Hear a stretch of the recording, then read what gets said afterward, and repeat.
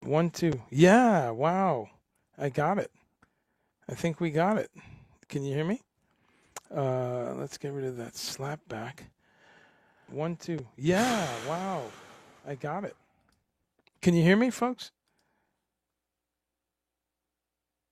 Music was nice. Oh, I don't know what was playing.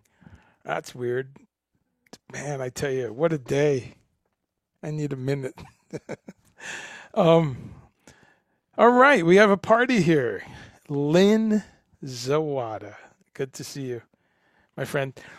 Uh, Sharon Lynn Baker, thank you. Oh yeah, thanks. Good to see you. Uh, Frank Bellina, good to have you here, and good to have some pro sound. I've got folks from upstate New York. Michael Muldoon, good to see you. Pete Camilleri dialing in from Australia. Oh,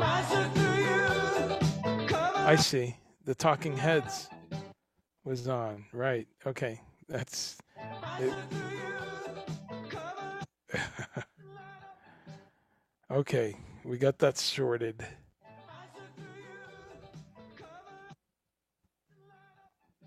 I believe we did. All right. Let's assume we got that fixed. Just a lot of gremlins. This is great, though. I've got some comments to catch up on. This must, yeah, Naive Melody. Yes, thank you, Frank Bellina. Yeah, whatever. I opened Facebook and there was a story of a friend of mine, and that was the music. Talking Heads, yeah. So let me catch up. Lynn, you thought it was you, right? It was. I'm just having a rushed and spacey day. Dave Windsor, what's up, bro? Philadelphia? You're in Philly right now? Damn, son. Can't keep up. So, Dave, I thought of you yesterday, and you were fully clothed, but I just read this great story from Ed Mann, and he's telling the story of, first time he heard Zappa. I mean, look, we've been fans of Ed Mann for, well, me 40 years almost, and I think in about 4 weeks, it's going to be 40 years that I saw my friend Dave Windsor on a unicycle, and I said, "You're going to wind up working in a gas station." 40 fucking years, bro. What? But Ed Mann just wrote a really great, lengthy. I mean, it was like a 20-minute read. A lengthy story talking about being 11 years old, and someone says, "Hey, you got to hear this album. It's the Zappa and the Mothers. You got to hear this." And he heard Freak Out at age 11. And it's a great story. I never knew this about Ed. And of course, I've toured with Ed. I couldn't tell you how many times. Well, not that many.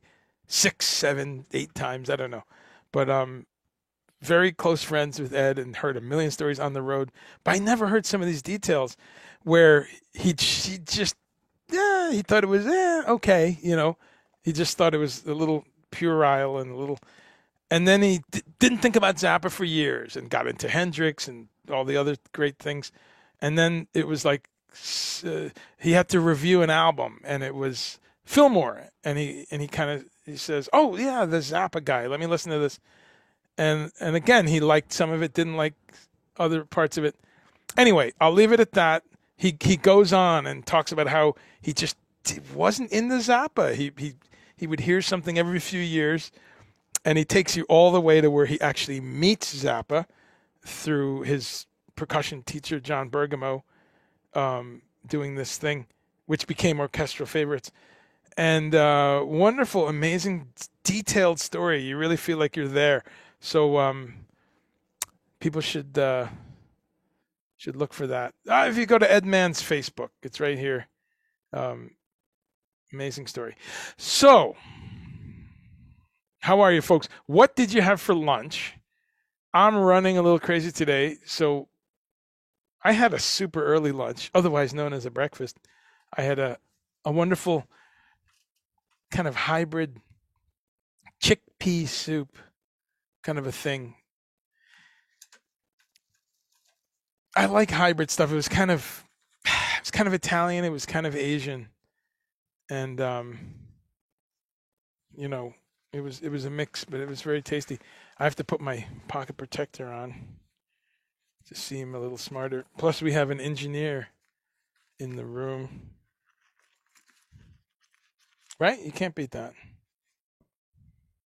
Bob Moog. Foundation. Bob Moog Foundation, which you should donate to.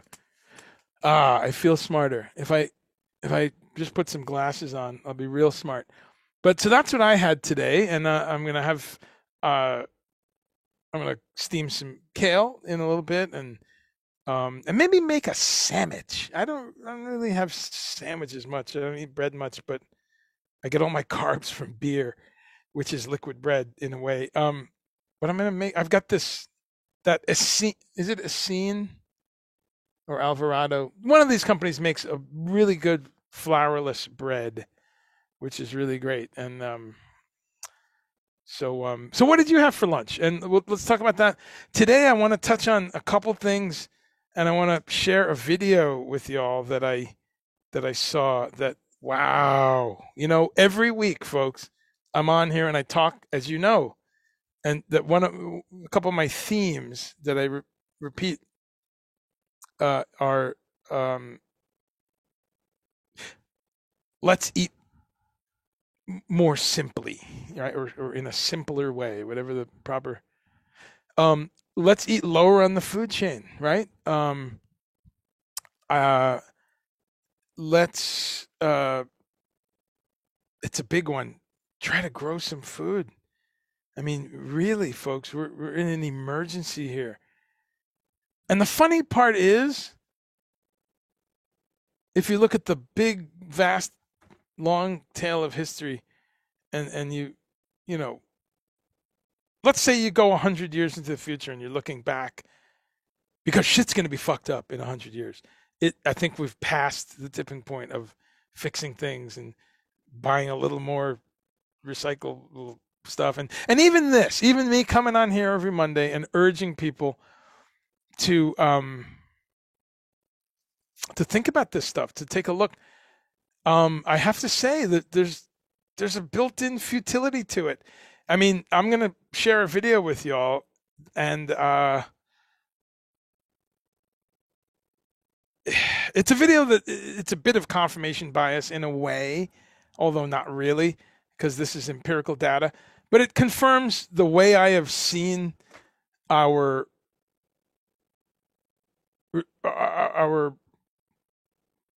actions, our activity as humans for decades now. I've had this view of, I've always been an environmentalist. As soon as I learned about the concept, I thought, well, yes, I was a very young child. My dad had a book on the Galapagos Islands.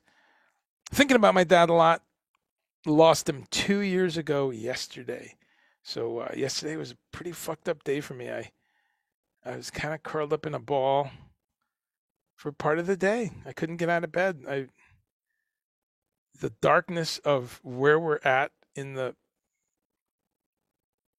here we go again with the pandemic. Thanks to just some baffling behavior. So already a tough day, and then it was yesterday. But my dad, so many amazing things. What an amazing, amazing man. I am a literate, inquisitive, science-based, um, internationalist, atheist slash agnostic person who loves to laugh. Thanks largely to both my parents, amazing people. But a couple percentage points my dad just because of the personality, but my mom amazing too. So I'm thinking about them a lot as I ponder the last third of my life, the last half, the last quarter. I don't know. I say it all the time. This might be the last week of my life. I don't know. But that kind of fatality becomes more and more pronounced the older you get. But more and more, I'm expanding it out to the fatality of our planet and to the I can't remember if it's the Swedes or the Norwegians. They do a thing called the death cleaning. Do you all know about the death cleaning? Audio is cutting out. Okay, let me try to fix that. Is that any better? Hey, 1-1, check 1. Tell me if audio is better, please. I clicked something on Zoom. So all right, I'm just gonna get to this video in a couple minutes, but I'll keep setting it up and see what y'all had for lunch. Celine, tell me again, Celine, because you move around. Are you in Turkey right now? I forget, or you're somewhere in Europe. Would ice cream count as lunch? Yeah.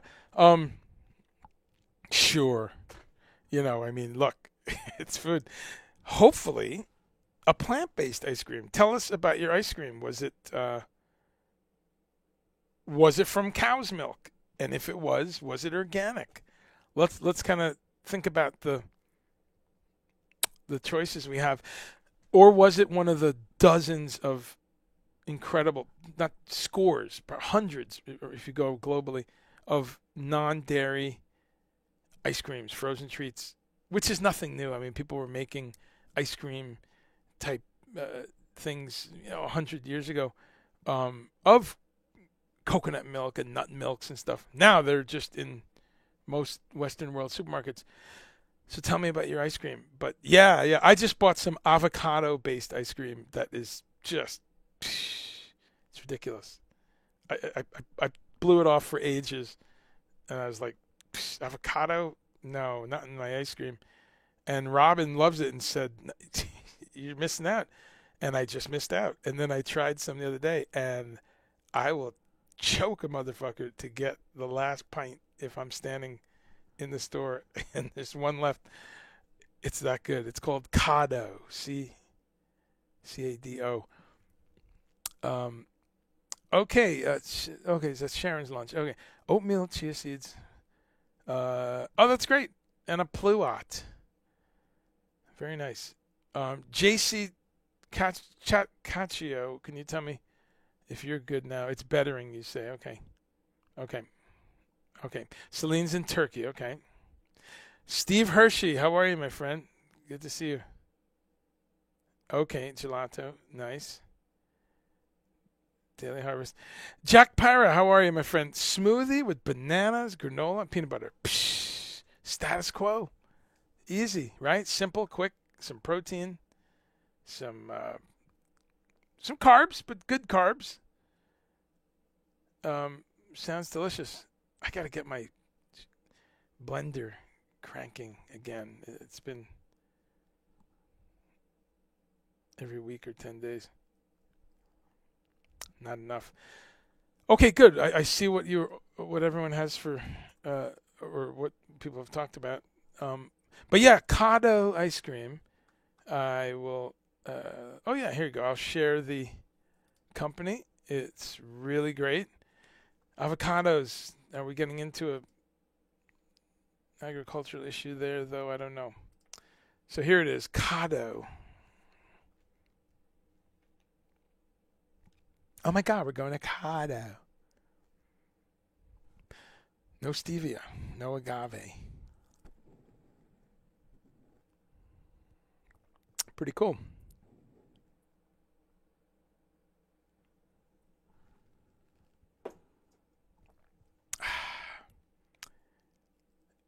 It's even paleo friendly. That's pretty incredible. Any paleo people? Let's talk about it. Yeah, this is cool. And what's cool is it hits all the allergens that people ask about increasingly. Of course, dairy is one of the top allergens for humans. And there's some tiny exceptions. There are some humans, some Northern Europeans, a couple other groups that have some genetic capacity to do better on milk, but not great, But a very common allergen. So this is an ice cream that avoids not only dairy, but it's nut free, it's soy free. Uh, so coconut even some people are allergic. So this has none of the above, and yeah, really, really, really good. So if you're somewhere in the USA, I think it's in the USA only right now, but looks like it. There you go. So you can check that out if we're talking carb loading.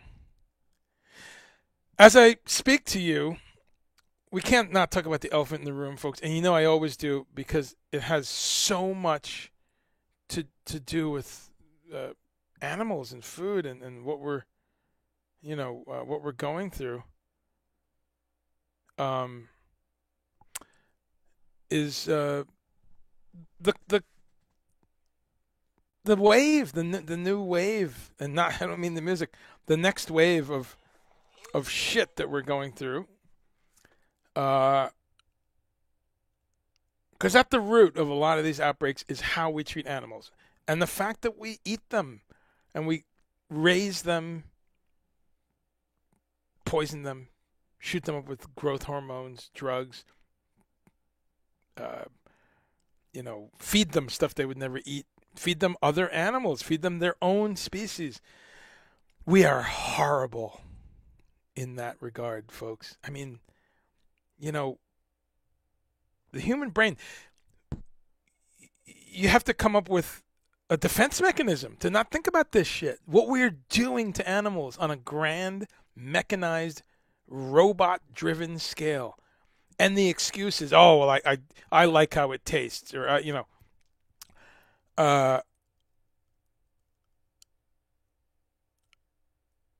it's unconscionable. And for those of you who eat flesh, or people who do, again, I say it all the time. Okay, fine, that's your choice, and that's kind of where I draw the line. Humans have self-determination and choice.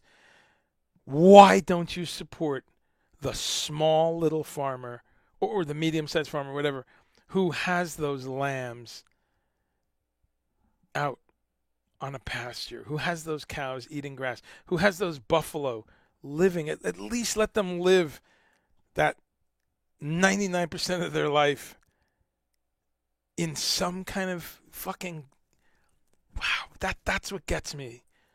That's what gets me.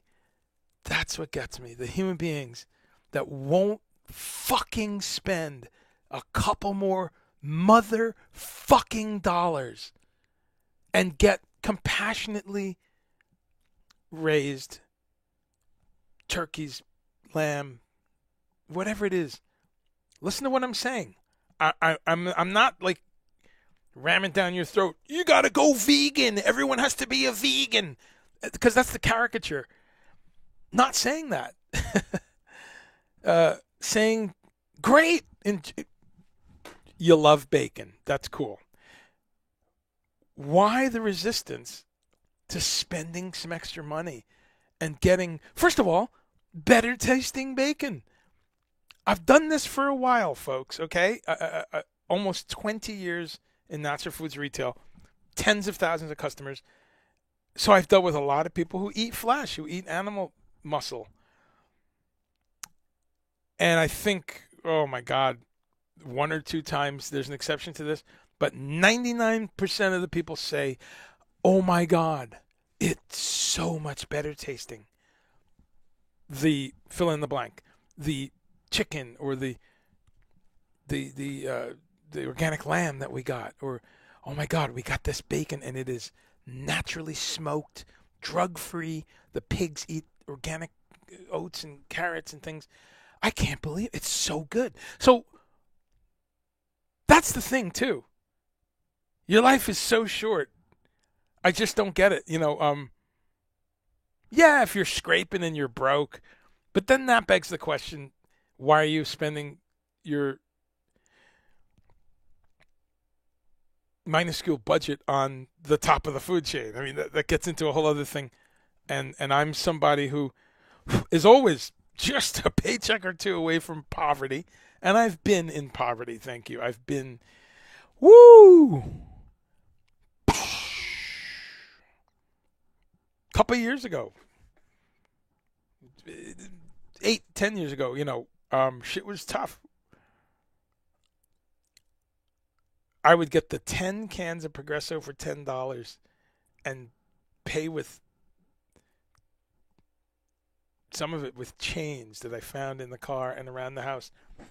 When you have to sweep through your house twice going, I know there's got to be a couple quarters in this couch, and I think my winter coat had some money in it. If I go and I look, folks, that's not far away, So I know about eating on a budget, but again, I want to just be, and you could tell I'm pretty amped up about this shit today because of this video I watched, because I'm the acuteness, the severity of this problem, the thin wire that we're hanging by, the thread is the correct way to say it. Oh my God. So anyway, so as I speak, Google Alert is saying Louisiana once again has a mask mandate.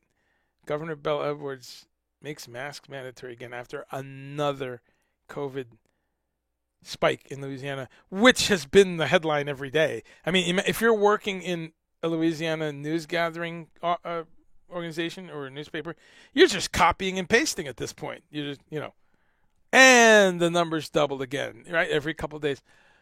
All right, but I want to hear from some of y'all because I know I get people who tune in here who say it's fake. I want to hear from you. So let's go to YouTube. Hey, Anthony, how are you? The video and audio are not matching. That sucks. Well, hopefully you got that fixed. Anthony's asking about Ben & Jerry's non-dairy. It's good. I'm going to give it like a 50-50 for me personally so far. And I say that because I tried, I'm not a huge ice cream person. We're talking a couple pints a year. It's just, again, I get all my carbs. No problem getting them from beer and the occasional vegan pizza and stuff like that. But so I tried one flavor of Ben & Jerry's, and it was so sweet. I just kind of it was good, but very distractingly sweet.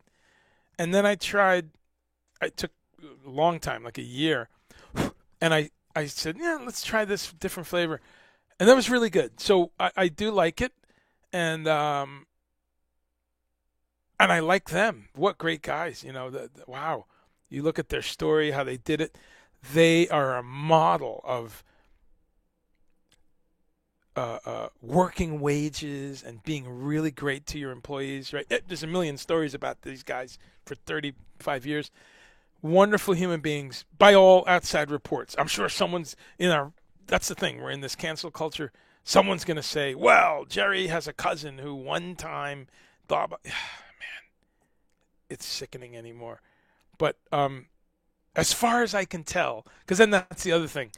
We live in a world where someone will say, 5 years from now, they'll say, Andre Chumley one time said he endorsed Ben & Jerry's. And did you hear what happened when one of them was being divorced? He scratched his wife's car or whatever it is. And and then I'll be linked to that. I know this sounds batshit crazy, and I'm just riffing, but we know this isn't far from reality, right? This is where we are. So I have to. I'm increasingly careful in this public forum, and I will say, as far as I know, Ben and Jerry are two wonderful human beings. All the interviews I've read and all the stories I've seen, great company. They do a lot of good environmental stuff. I wish they were not, doing it on the backs of cows, and I do know that they have usually always supported smaller kind of Vermont farmers and stuff. So let's hope they still do. All right. Oh, I got some comments to catch up on. Okay, and another Google alert. COVID hospitalization spike to never before numbers in Louisiana.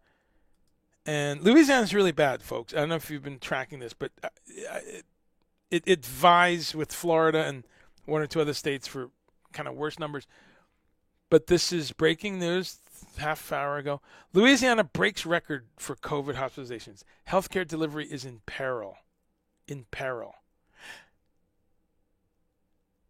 Now, to stick with that for a minute, I want to hear from, I'm not going to name any names, but I've got a good half dozen people who scoff at this and still say it's fake, still say it's nonsense, still say it's some constructed thing by the Democrats or the Illuminati or the Rockefellers or Fauci. They got a million of them, or Bill Gates, or whatever, the hidden hand. Let's just call it, because they gotta have this. You know what? These are people who the movie The Wizard of Oz scarred them, and they never move past this idea that there's this hidden person behind the curtain. Ooh, what's behind the curtain? It's a mini mug, but this idea that there has to be someone controlling it. I want to hear from you during these numbers. One of the reasons I was late to start my show today is I went to the post office, and as I was leaving, held the door open for a woman who also had a mask on. I did too. And long story short, I had come in and out of the post office because I had to check some information on the package. The first time I went in, I was the only person with a mask. And 5 minutes later, post office have a pretty fast turnover. 5 minutes later, I go back in to mail the package, and everyone had a mask then. There's like 6 people. I was like, now I'm on a line. But okay, everyone's got a mask. As I'm leaving, this woman, I hold the door for her. She says thanks. And I said, thank you for making me feel like I'm not crazy. Those of us have a mask because, wow, the gaslighting, And she goes, I know. And I said, yeah, this thing's real. And she goes, oh, it's very real. Y'all are going to love this. She then says, I work at the hospital. I work at Mission Hospital here in Asheville. Oh, really? Okay. I'm looking at my watch. I'm like, all right, I'm on the air in 20 minutes. But I got to hear this for 5 minutes. So she says, she's got her mask on, but her eyebrows are now up, and she's like shaking it. She's like, it is moving so fast again. She said, we have 40 people on the COVID floor. And just a couple weeks ago, it was just a couple. And for a little minute there, it was, she said it was down to 1 or 2 or something for quite a while. 40 people. And she was talking about how they're already shifting things around. They're moving people. It's affecting people there for other stuff, right? For elective surgery, whatever. So we had a great talk, and I asked, so to these people who think it's bullshit, I've talked to other healthcare professionals. My sister's a nurse. What is wrong with you? I'm really going to start going on the offensive on this. What's up? How, in the face of this, how do you not know somebody, by the way, that has caught COVID or, So I have friends who've caught it. Uh, Referring to RB Kratz and Lori, I have friends who are vaccinated who got it, and that's not news. I hope you don't feel that that's news, RB Kratz, right? You do know that that's completely 6-week old news, right? 8-week old news. We know that vaccinated people can catch it. It's been fascinating to me, though, that that's kind of a news item.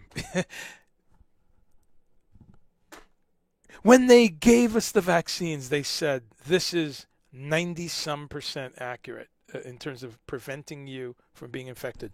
90-some%. Okay? Condoms are in the 90 percentile, and they break and they fail, and people get pregnant, right?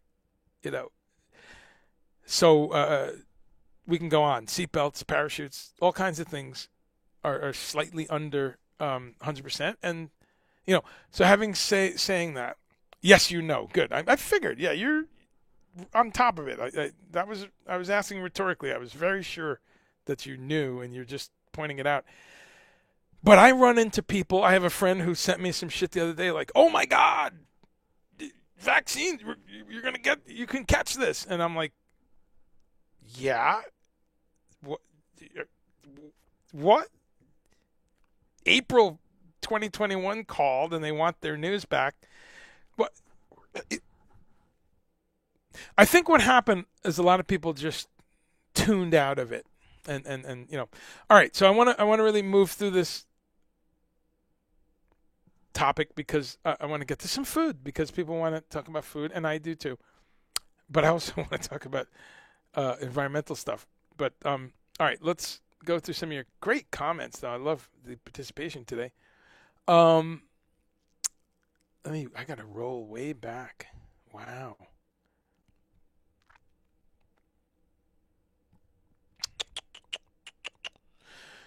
Okay, so 170 calories. I believe so. Yeah, right. None of the above. Right. Bears. None of the above.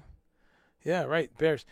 RB Kratz. You work in a supermarket. There's more plant-based products every day. Yeah, I know. It's amazing.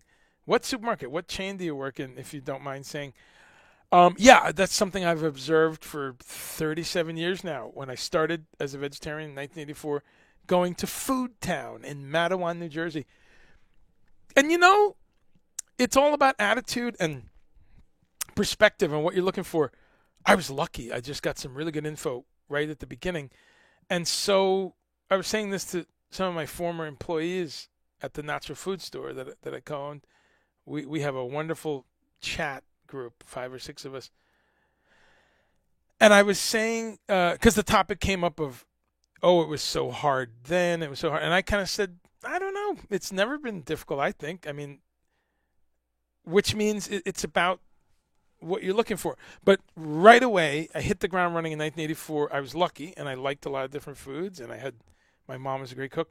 But right away, 2 or 3 shopping trips, I had it dialed in because I remember one night, late night, I just walked around the supermarket and just kind of mentally, I just became vegetarian, so I was mentally reading cans and reading packages and, of course, the whole produce section. I was like, oh, good, I like vegetables. Wow, I'm going to learn how to make this and that. But then you're looking, at the grain aisle and the beans aisle and all these different soups and things. And I remember very early on going like, wow, there's all this stuff that doesn't have animal in it or flesh. I still consumed dairy at the very beginning. So if a soup had cream or mushroom or something, I was overjoyed. I was like, wow, this is great, So to me, it's always been very available. And then you had fantastic foods with those mixes for falafel, for tabbouleh, and they had another one to make vegetarian chili with the TVP in there. This is mid 80s, Fantastic foods, right? They had 6 or 8 products. Then you had Near East. Remember the company Near East? That was such a bridge for me until I learned how to make some of those products from scratch. But Near East is a really great company. I wonder if they're still around. I think they are. Yeah, I saw them a couple months ago. But Near East is really just such an important part of my journey in this. And I would say to people, if you're trying this and you're trying to Near East, here they are. And it's a great, here's what's cool about them. It's a quick and easy way to make some of these dishes. They're very Mediterranean based, so there's a lot of, rice and bean things and quinoa and other grains. I think there's teff and there's things like tabbouleh and quinoa recipes, and there's a whole list of kind of Louisiana type things too. It's not a vegetarian company, but I'd say 90%. 90%. There's a few things, as you can see. There's something with chicken, but look at all these things: Spanish rice, garlic and herb. There's a couple things with chicken, but look at that. Only 2 of these have meat in them, animal flesh. So fantastic company. They really. The other thing I say about companies like this is, it's an introduction. If you're not a great cook, or you're in a hurry, or you got to throw something together for the kids, what a great way to make something real. You grab that Mediterranean curry, couscous, and it's great. It's delicious. It's idiot proof. If you can boil water, you're in. But what I think's really cool is the next step you can take is you can say, you know what? I can make this from scratch. There's only 5 ingredients, and most of it's the couscous or the quinoa or the rice, whatever. So I found that over time as I had a few things from Near East.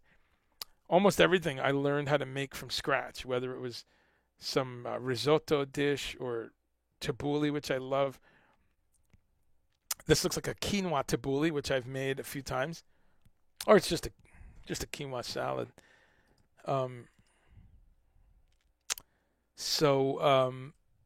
Could not recommend Near East enough. And I love when companies just dialed it in. This is like in Reagan's first term. They had all these products. And, hey, if it ain't broke, don't fix it. I mean, of course, they based their whole thing on some very ancient foods, right? Some very wonderful foods from the Levantine part of the world. How about that word, Levantine? I was yesterday years old when I learned that word. Either yesterday or the day before. I love it, and I love that we can learn to the end of our lives if we just choose to do so.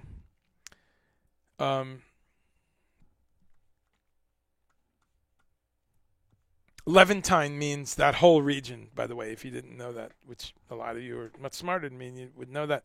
Yeah, Levantine is the whole, eastern side of the Mediterranean. So, Egypt, Israel, Syria, Saudi Arabia, Iraq, Lebanon, into Turkey also, all those countries, and going back to them having different names, the Levantine area. So, beautiful, amazing part of this world, and some of my favorite foods.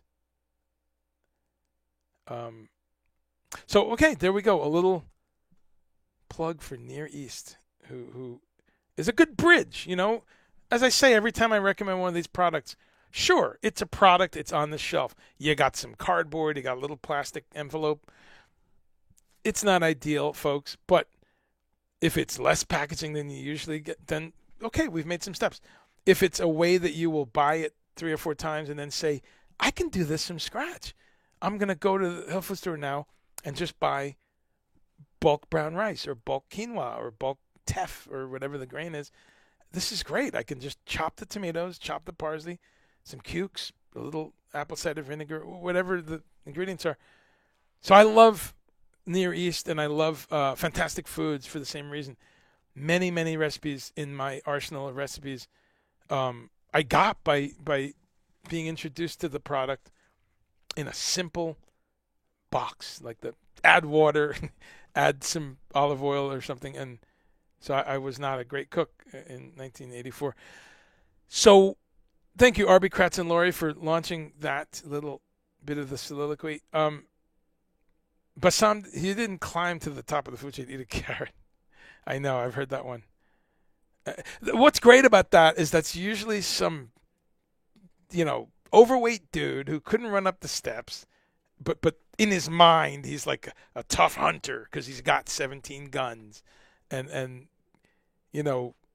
goddess forbid he has to run away from an angry deer one day. You know how many of those guys get heart attacks, right? Trying to climb trees and, shooting their buddies who are in camo or, yeah. So that's the kind of person who would say, I climbed to the top. You didn't climb to the top of anything. Man, it's amazing. Anyway, local farm food is not accessible to poor people. Yes, I understand that. Unless you're poor in the farm areas. So, right? A lot of moving parts there. And lots of poor people live in rural America. And I'm right adjacent to rural America. I mean, we are a city. But in 10 minutes, I can be in places like Leicester or Candler or Bat Cave, North Carolina. I go all around when I'm working and doing different things. But and it's very rural, and there's a lot of poor people, and there's a lot of local farm food. So I think that's not as cut and dry. Once you get into Pennsylvania, once you get into Kansas and Ohio and Indiana and Tennessee and the Carolinas and all these states where there's a lot of poor people, there's a lot of farms. We need to keep communicating with folks that, maybe the Wendy's $5 meal, what's it really doing for you? I mean, there's the appearance of saving, but you're going to buy 2 or 3 of them today or for the family or whatever, and you could have bought XYZ from. So it's a very difficult to because you're trying to reach people with new info and not browbeat them and deal with them in a compassionate way with respect. But I would say, being a poor person for a big chunk of my life, that it's pretty easy to eat helpfully. In response to your other point, Arby Kratz, that some people cannot afford to eat well, send them to me. I'm serious. No, really. I know that may sound flippant, but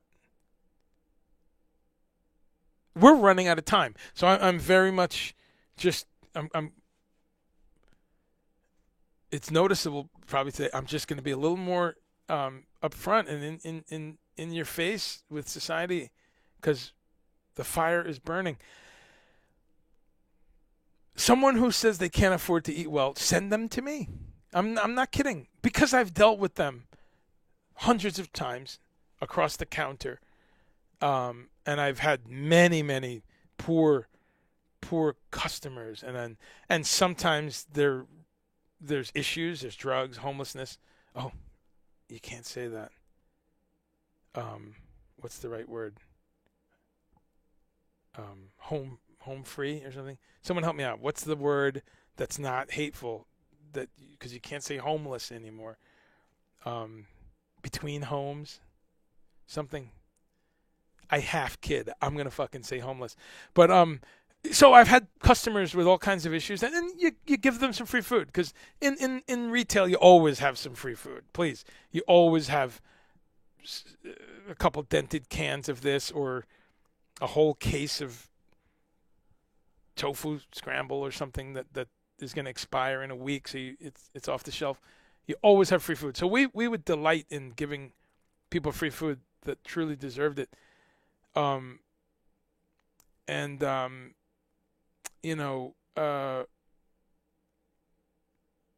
people that were very tight budget, I'm happy to say that many times I coached folks like that through eating simpler, lower on the food chain foods, and they were often shocked that, wow, I can afford this, and since I'm actually getting calories and nutrients now, I'm satiated, I feel better, I'm healthier, and I really don't have to eat junk food because I ate something real and my body got minerals and vitamins and protein and I didn't. That's part of the thing too that we don't realize is that we actually could eat a whole lot less if it's more quality. See, there's a pretty linear relationship there, inverse relationship.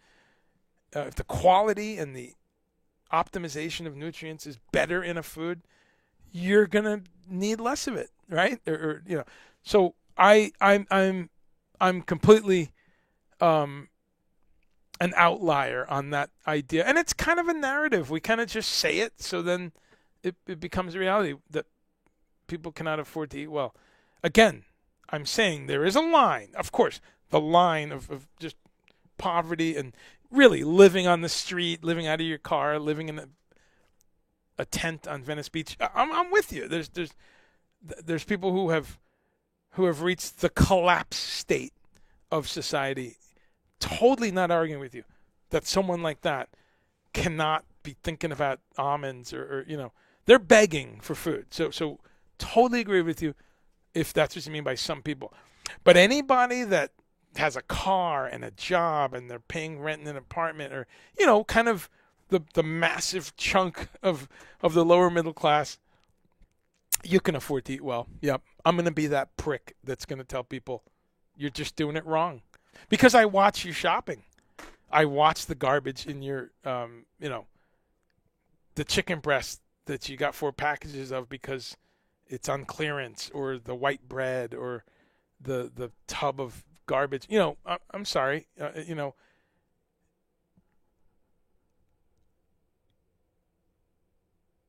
But then it gets into a whole cultural thing of choice and telling people what to do. And so I never want to tell people what to do.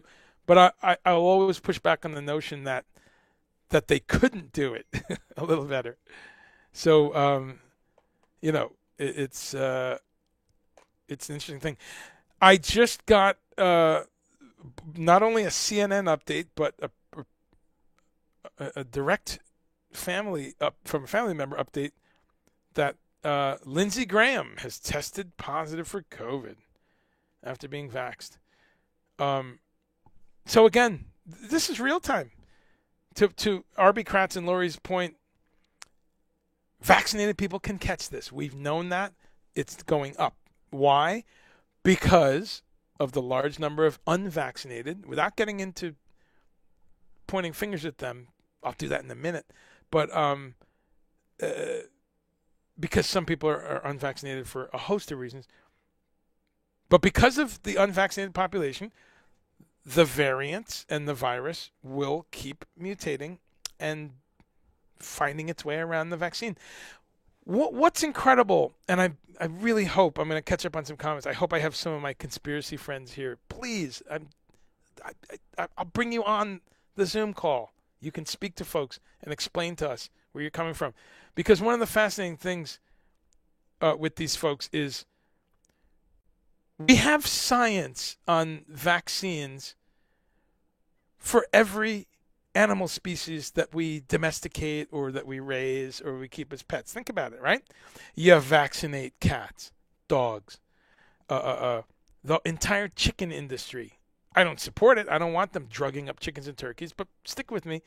But they do it, right? When there's a flu, like an avian type of flu that the chickens have, or other outbreaks of viral activity, they vaccinate these animals, right?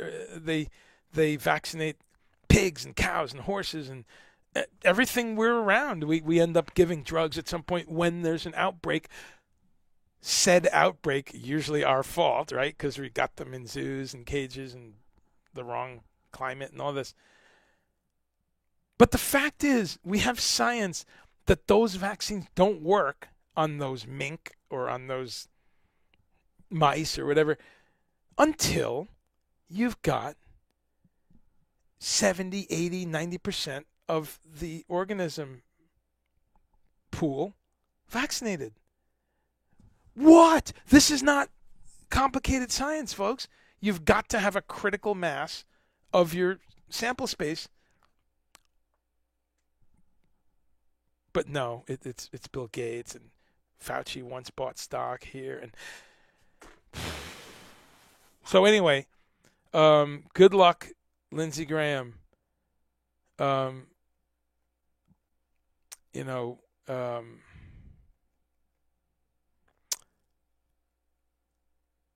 will it shift the needle for a few people, right? All right, let's get back to some of your great comments. The winter coat contains many treasures. Yes, it does. Um, people, okay, where you live, it's a lot of Uber Eats and takeout food. Yeah, well, everywhere, bro, or sis, whichever one of you is writing that. Um, yeah, we have a crisis of the eating out and the nothing wrong with eating out, but if you're ordering food 2 3 times a day, I don't know. I just I you know again no hardcore judgment on it, but it's just so much more delicious to make your own food. But there's some amazing food to order, of course. The local farm doesn't take EBT cards. Well, that sucks. Celine, your parents were able to get an apartment when they immigrated, but weren't prepared to have a kid at the time. They got jobs and not fully prepared financially. You were a half oops baby. That's great. Well, there you go. Uh, we all have an interesting story. That's what's amazing about the human condition. We all have an interesting story. People are wearing masks. You got tickets to Lizzo and Newman. You know, I'll tell you this. I don't know on the cancellations because there's so many moving parts there. It's the venue, it's the act, but a number of tours just this week. 2 tours I was reading about. One, Grateful Shred. Have you heard of them? A Grateful Dead band canceled their tour. Over 6 people, crew and band, bang, COVID positive from probably one night, fucking sharing joints and being hippies. I guess that's the thing. Hippies, don't even get me started. You talk about the right wing MAGA kind of, the person we have a cliche that they're anti-vax, and there is a certain percentage of that, but there's a lot of hippies, and some of you might be saying, what does this have to do with vegan, Andre, and natural foods and everything? Everything. It's all one package here, folks. Our relationship with the natural world, our relationship with animals, our industrialized murder machine, poison machine, transport machine, rape machine, forced impregnation machine, and ultimately steel bolt into the skull machine has everything to do with where we are on 2 levels. This virus outbreak, as well as so many of the other ones. The swine flu, the avian flu, SARS and MERS, and all these things have a lot to do with how we treat animals. Ebola, the bushmeat idea of these wanton slaughter of these animals in some African countries for their aphrodisiac properties, for their meat, for their flesh, for all kinds of things. So there's a long list of these outbreaks that go back to our choices on how we treat animals. The interesting thing is we ain't done yet. We're midstream in this, folks. That's the bad news. We will continue to encroach on the natural habitats of so many animals. We're going to keep doing things.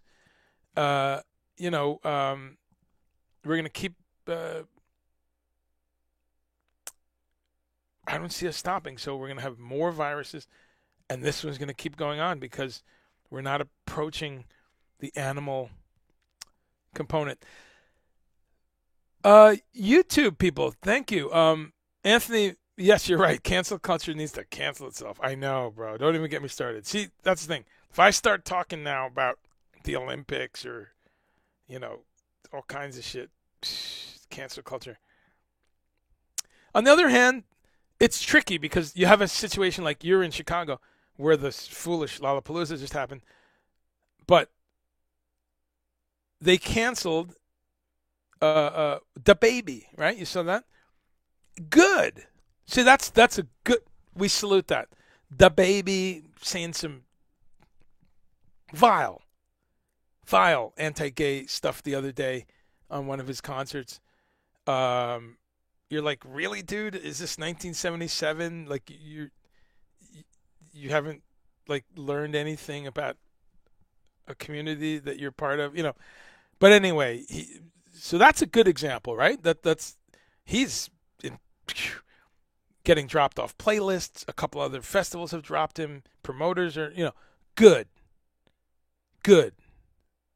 and we need to keep doing that to all that kind of stuff, and to racism and to, you know, but yeah, there's a whole lot of this that is this crazy, you know, cancel culture. So PD says it's real, but I think the chances are it did come out of a lab, not buying the wet market story. Chicago, still have folks with masks. PD, you know, I'm totally with you, but it doesn't matter. It doesn't matter. It's here. Like the before story, it's kind of like the Big Bang. We've spent about a century, right? When did the concept of the Big Bang come about? Einstein, maybe a little bit before Einstein. Kepler, one of those people, kind of hypothesized it. The heliocentric ideas, all these things are pretty new.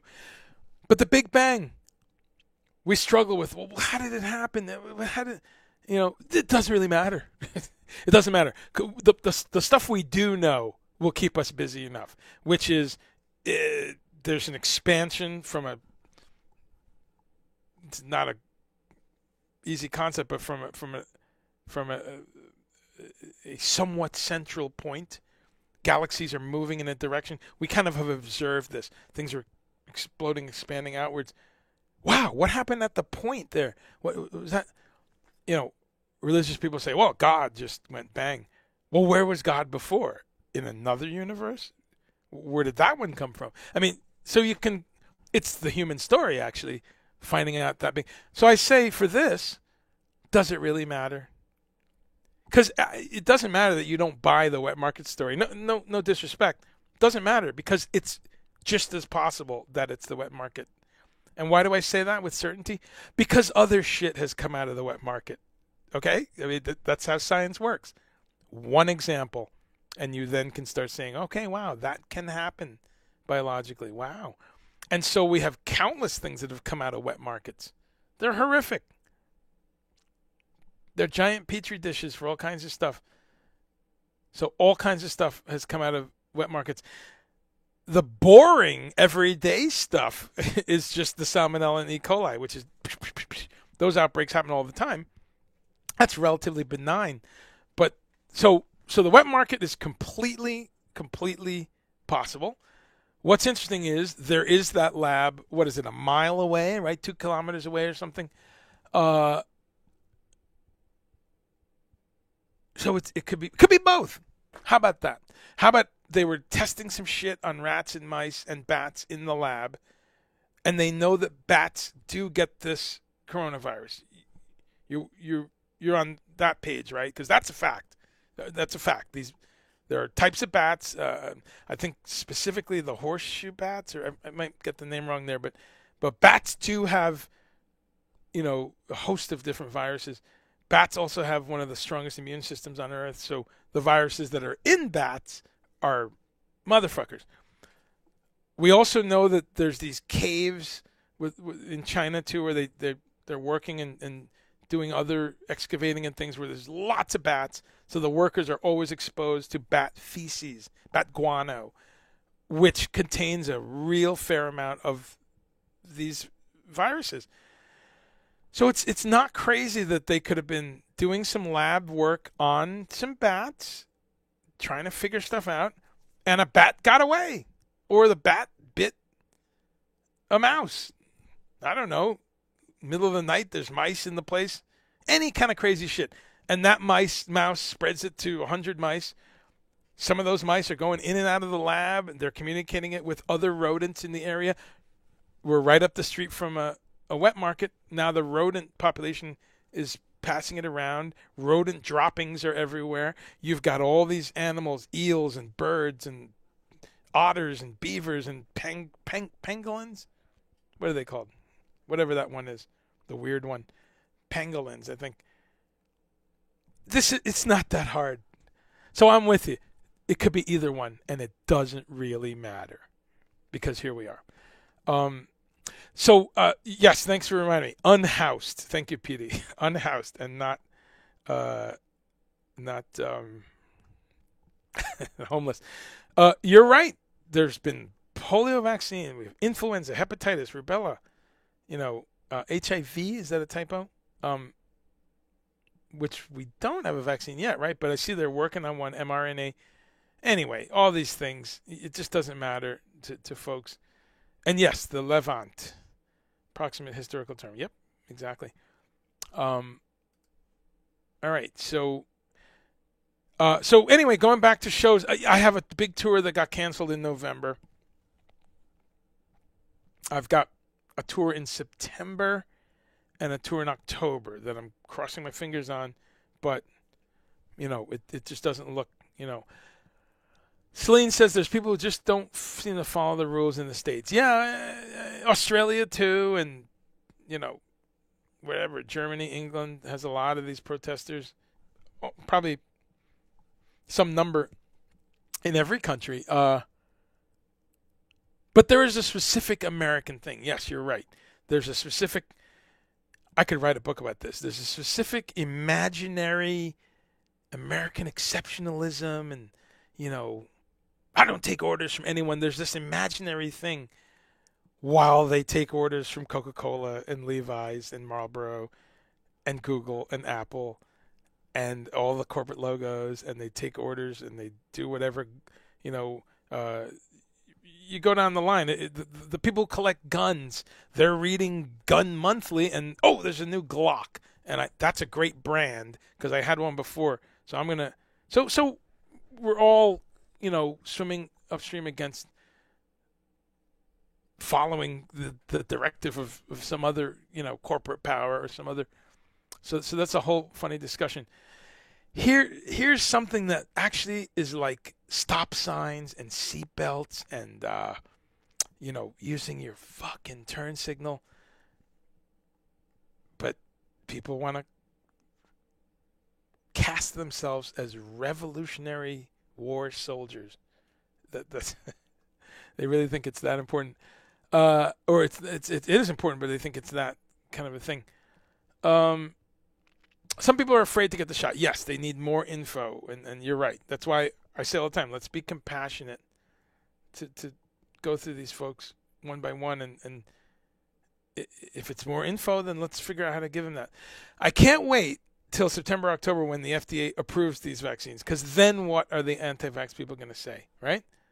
Well, something. They'll come up with something. Okay. Giant. Okay, you work at Giant Food Store. Okay, yeah. Seeds of Change, yeah. Yeah, Seeds of Change is great. They do have that. Sabina, good to see you here. In Germany, it's stated that vaccines prevent you 90-something, yes. That number's dropping, though.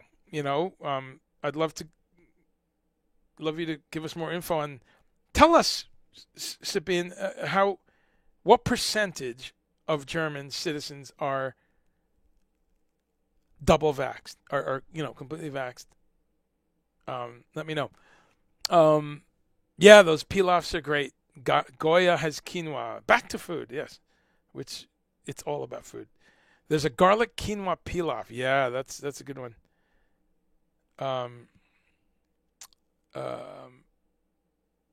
Release the bats. Yeah, it's another song title. Okay, city poor people, RB Kratz says. Right, city poor people, tougher to get farm food. But San Francisco, New York, Los Angeles in some parts, that's the toughest one, I think.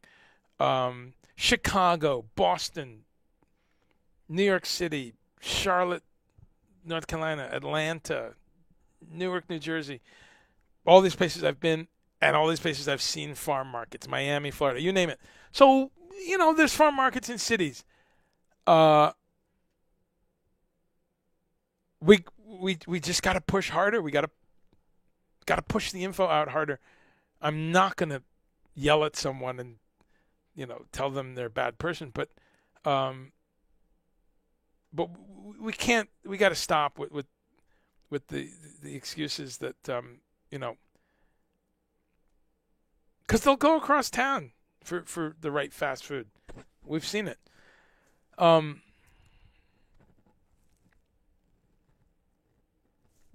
Celine says Batman needs to talk to them first. Yeah. Um, yeah, sure. Split pea soup. People have become lazy. Shoestring budget. Tra! You're right, Benny. Benny, did you see Packed? Percy Jones, Alex Skolnick, Kenny Grahowski, and Tim Motzer. Did you catch that? Bernadette. Wow, what a wonderful uh, visit to have you here. Thank you for being here, Bernadette. I've not seen my friend Bernadette in 25 years, something. I knew her at the Natural Food Store, the first one I worked at in the first half of the 90s, and she would shop there. So it's funny when you don't see someone that long, you just remember them as I wouldn't say a kid, as a young woman, and then you go, it's 25 years later. We're you know, we're all middle aged now. Well, good to hear from you, and you're saying some great stuff there because yes, done carefully and answering all the criticisms people will level. On balance, the vegetarian diet is healthier, cheaper, and better for the planet. Period. Oh, the gnashing of the teeth that we get. That's why I really don't say that sentence that much, because I'm 56. I've done too many years of just hearing, and here we are. We're at the end of our planet, and so much of it is our resource usage for a cheap burger. And there's problems with plant-based foods. Absolutely. There's issues with palm oil, what's the word? Cultivation and harvesting and all that. There's problems with the water demands of almonds and avocados and all these.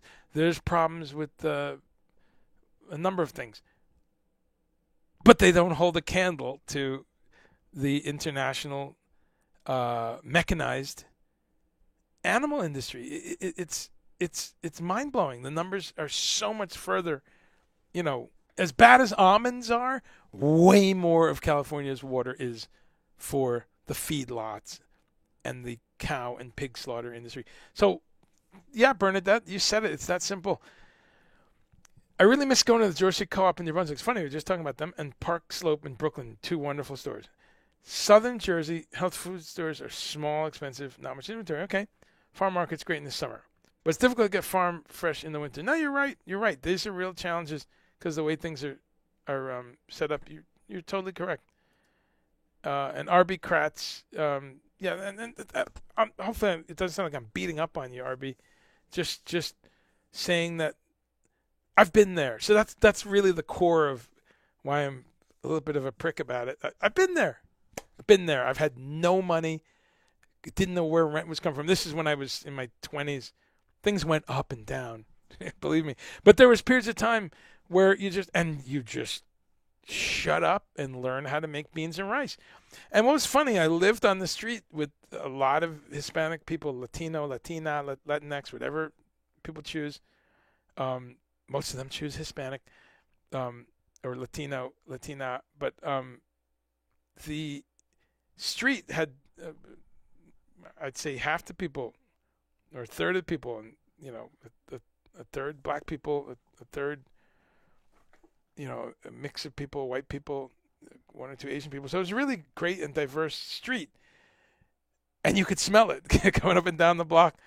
I really loved that when I lived there, and this was in New Brunswick, New Jersey, and people just kind of looked at each other on the street, but I remember there was one of the families across the street, I think. Wow. I mean, that was my first-hand experience with Central American people and how hard they work and the shit they put up with and the jobs. But I know that beans, rice, corn, eggs, and when they could afford it, the chicken would come into the mix and some pork because that's very cheap. But they didn't eat it every day because, you know, couldn't afford it. But that really dirt cheap lower level of the food chain, the corn, the rice, the beans, the tortillas, some egg, you know, maybe some cheese. So two types of protein that, you know, not the end of the world to have those. So that poverty level, and again, I'm saying poverty, the working poor. That's the term. If you're the working poor, we need to help you get access to better food. Yeah. Lindsey Graham, he said it'd be a lot worse. I know, and well, thanks, Lindsey. You know, is Santa Claus fake also? I mean, we know that, jackass. You know, I don't know all the facts on him, but I don't think he has been outspoken against his fellow Republicans who have really made this thing much worse than it should be. By the way, new mug.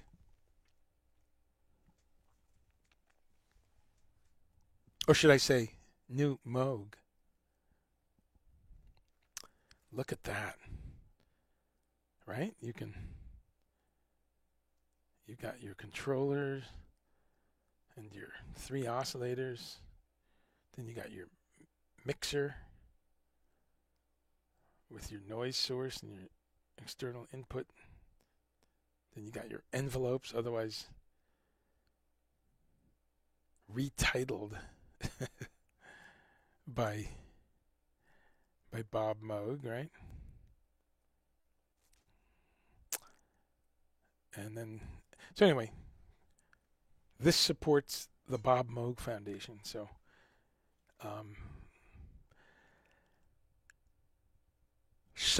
right, Lindsay is not young. A lot of antibiotics are vaccinated to animals, mostly preventively. Eating this flesh affects bacteria. Yes, exactly, Sabine. So, no, you're being very clear, my friend. Your English is, you're so wonderfully humble about your English, and it's so good. And I wish I could sprechen Sie Deutsch. I don't have that many regrets in life. I really don't. That's one of them, though. That I only know a little Spanish. Man, I am jealous of so many of you Europeans. So many of my European friends, 3 languages minimum. I know people that know 6 or 7 languages. We don't even learn English here. I'm lucky. I went to school for 5 years under the Queen's directives. British schools are good as shit, so I was lucky for 5 years. But, you know, Sabine, great point.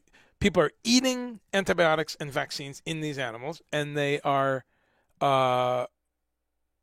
driving down their own resistance, affecting their own immune system, and also these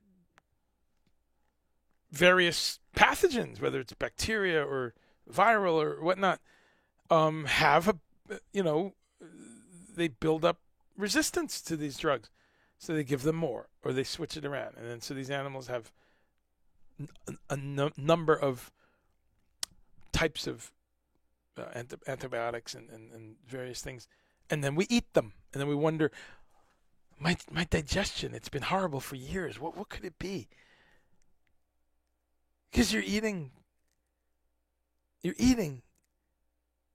antibiotics. You're eating growth hormones. You're eating vaccines in combination with all this other stuff that's none of the above designed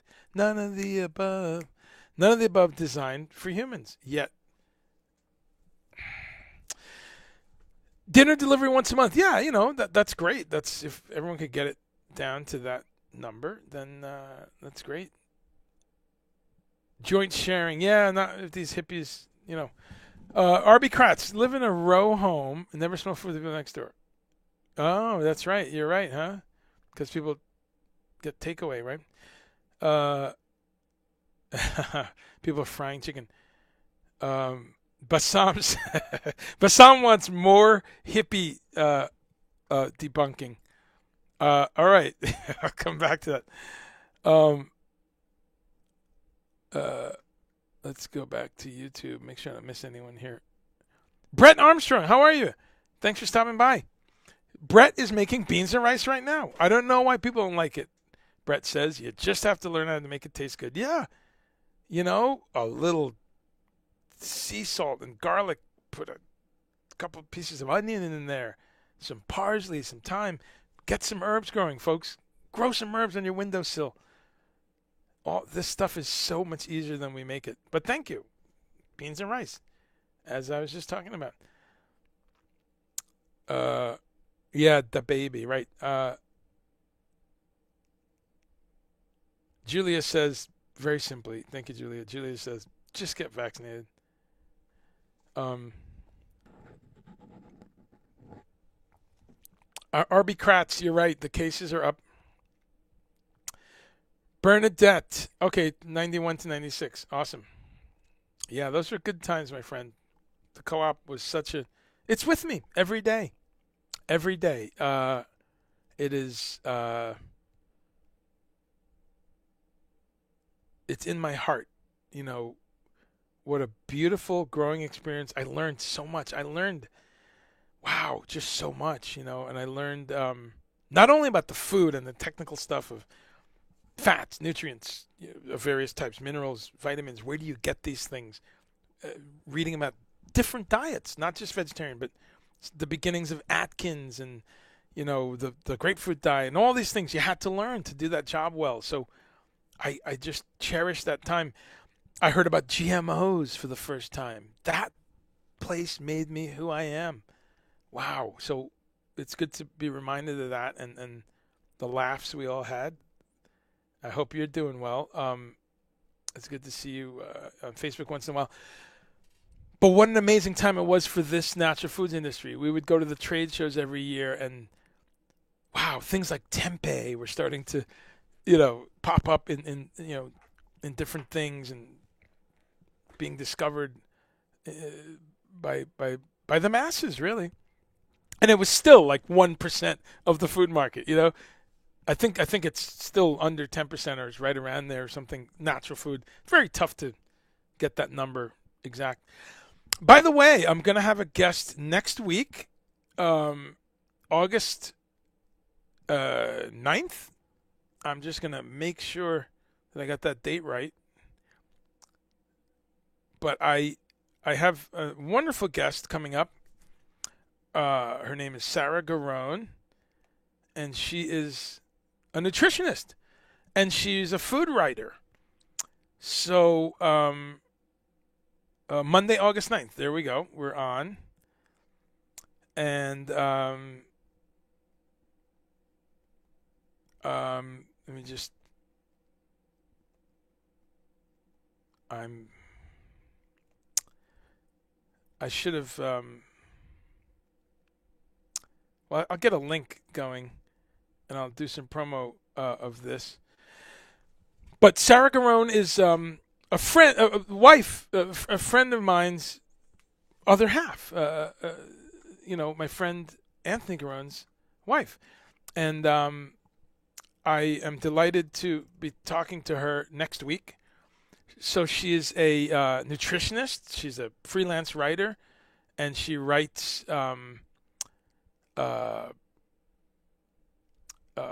writes about food and so very amazing person. When I've just been doing some looking up her bio and stuff, and she's got her websites and stuff.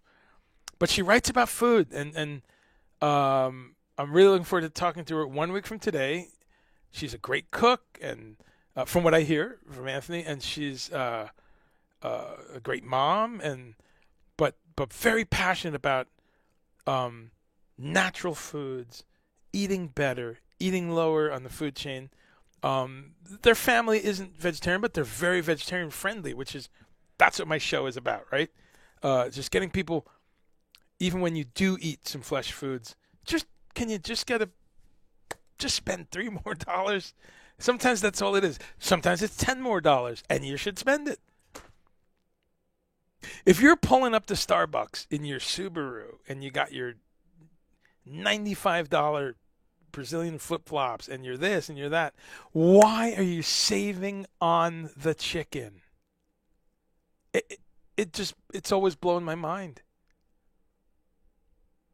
You're getting your nails done for X amount. You're getting your this. Guys, you're getting, this $55 beard care package, and on it goes. Our consumerism, right? I fight it too. I'm pretty good because I don't have much money. And then we save on the food.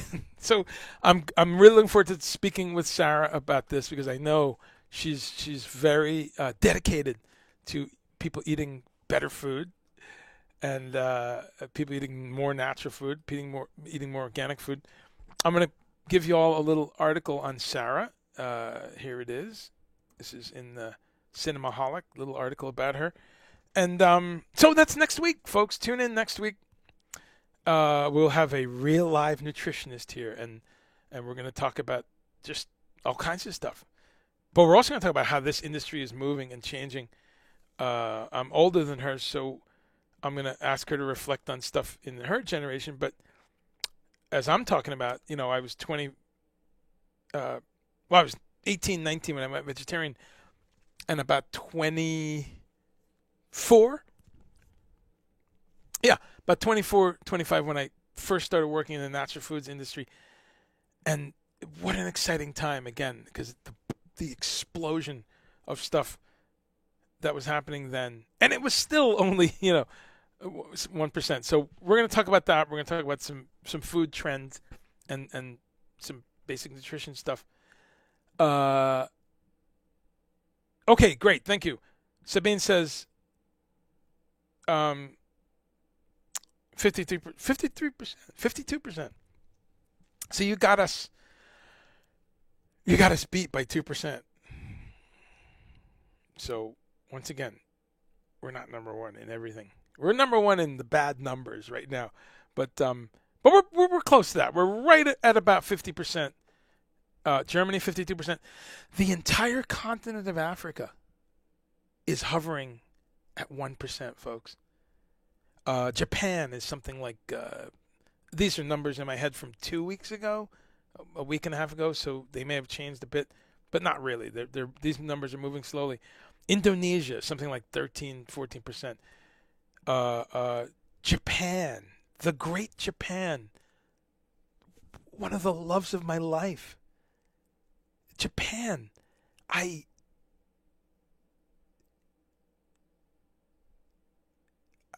just a moment of silence. I love that place. Love the people.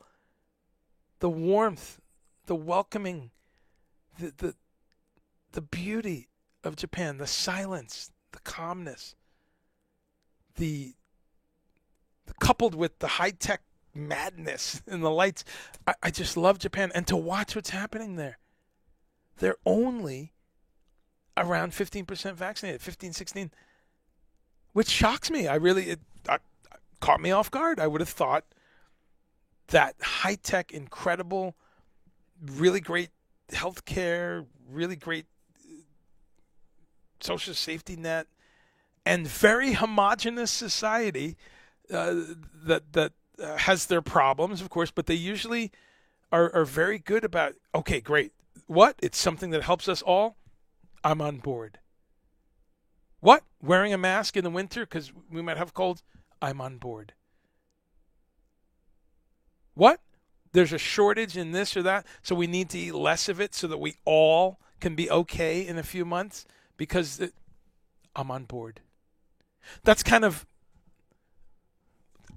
one little sliver of Japanese culture. That I'm not saying that they're, just these obedient robots or something, but in the kaleidoscopic description field of describing Japanese people and culture, that's one of the beautiful attributes, that they have a real sense of, maybe because they're on an island, maybe because it's so densely populated.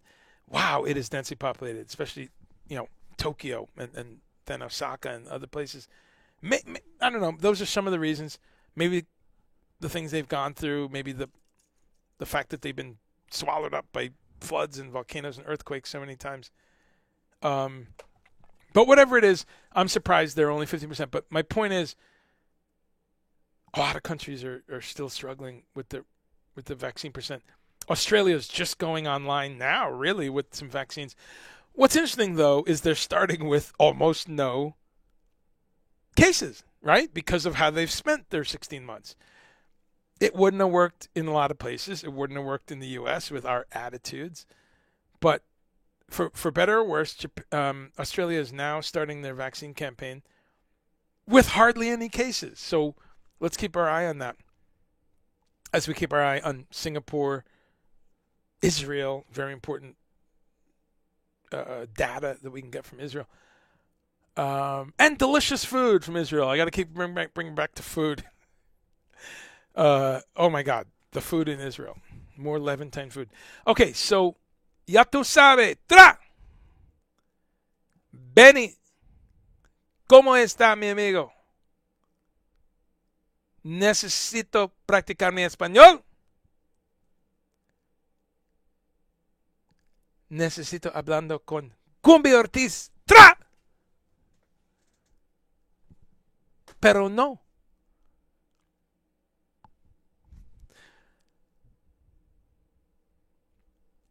Bassam says, right, people are buying synthetic drugs bought from a dude who hasn't showered since the Ford administration in a parking lot is concerned about what they're putting in their body. I know, man. I know. Tempeh fried in olive oil. That's delicious. Yes, we always love it. Arby Kratz is going to bed. All right, working tonight. Awesome. Thanks for being here. Awesome. I'm caught up on comments. This is great. So we will now turn to a couple little news items, and I'm going to wrap up. The more I can keep this down to 2 hours, the better for all of us. So we talked about Near East. Don't snooze on fantastic foods, too. Again, those of you who are saying, I want to try this, but I don't know how to cook. I'm compassionate about that. I mean, a lot of people people are so cruel. You idiot, you should get, no, they're not comfortable cooking.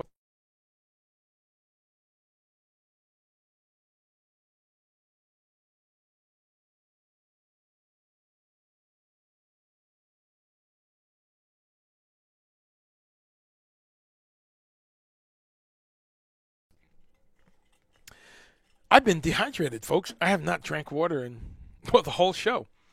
So, 90 minutes. So compassion, right? It's what the Buddha, the Dalai Lama, the essence of the Tao, and the core of the big three Abrahamic religions. I have my major problems with all three, but the good stuff is compassion, right? And that goes across the board. All these religions, before religions go off the rails, that they do have at their core, can you be caring? Can you be compassionate? And so, for me, my life message is, can we extend that to animals? Of course, that's one of the things. But also, can we extend it to our planet, our soil? Keep going out from that. But also, and this is in no particular order, to our fellow human beings, but also to just ideas. Just other people have different ideas. Just kind of take a deep breath and roll with it. So when someone says, I can't cook, like, we jump on their back, or I've seen people do it. I don't. But I like to say, wow, okay, well, what do you like? Like, what's your favorite foods?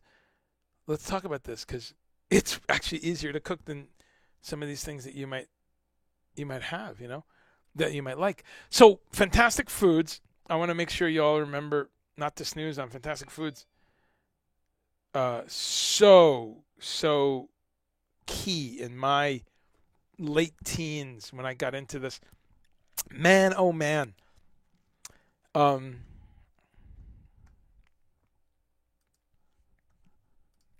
and I'll say, you know, as I say with all this stuff, it's wow, I didn't know this. Look, they discontinued Tofu Scrambler. I'm dying a little bit inside. Oh no.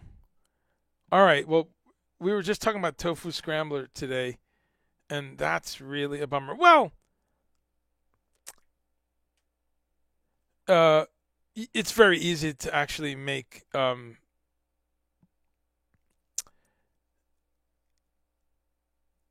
very easy to make tofu scrambler. Um, get some nutritional yeast. Get some garlic and different things. Get some spices and things, and you can make tofu scramble on your own. But oh, this is heartbreaking.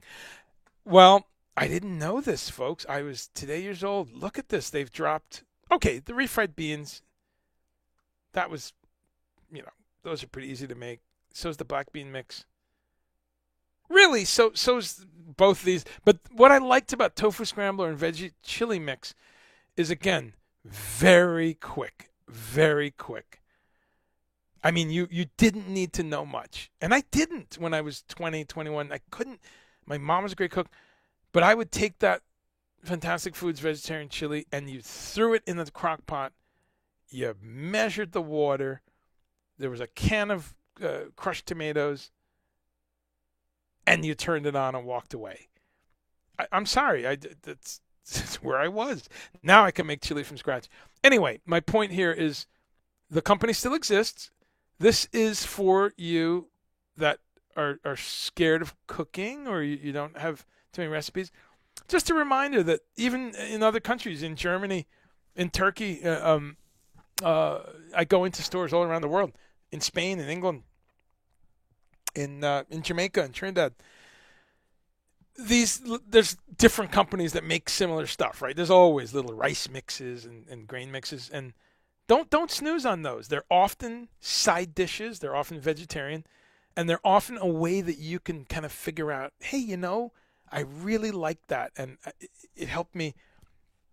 I'm so nervous about cooking and burning things, but that was easy. And I read the ingredients, and it's just this. Let me try that myself. Excuse me. Where's my cough button? So anyway, they do have a few products still. The taco filling mix, that's probably just spices for your seitan or tempeh or your TVP. Hummus mix, yeah, hummus is pretty easy to make. That one wasn't that awesome. I think I tried it once. But wonderful company, and for those same reasons I pointed out, Near East. Quick, easy, have a couple of these boxes in your pantries because we all have times where it's like, oh crap, I got to leave in 45 minutes and I didn't eat lunch. So, what can I quickly, or if you have kids or if you, have a partner and you're packing a picnic, any kind of things.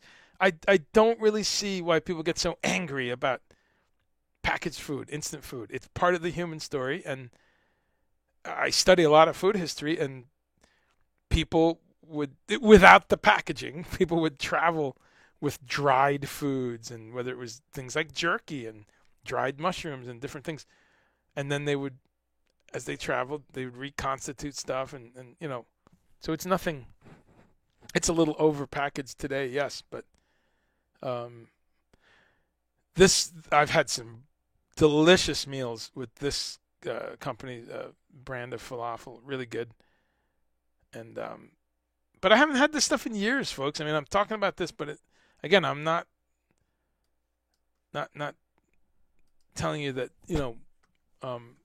it's a staple for me. Even it's a wonderful memory, and a very valuable area of food that can help you learn some stuff. Let's see if you've got any comments and questions as I wrap up. And I'm going to put this video link as kind of the last thing. Going back to YouTube. Brett says burrito bowls. Okay, yeah. Chipotle aioli, I love it.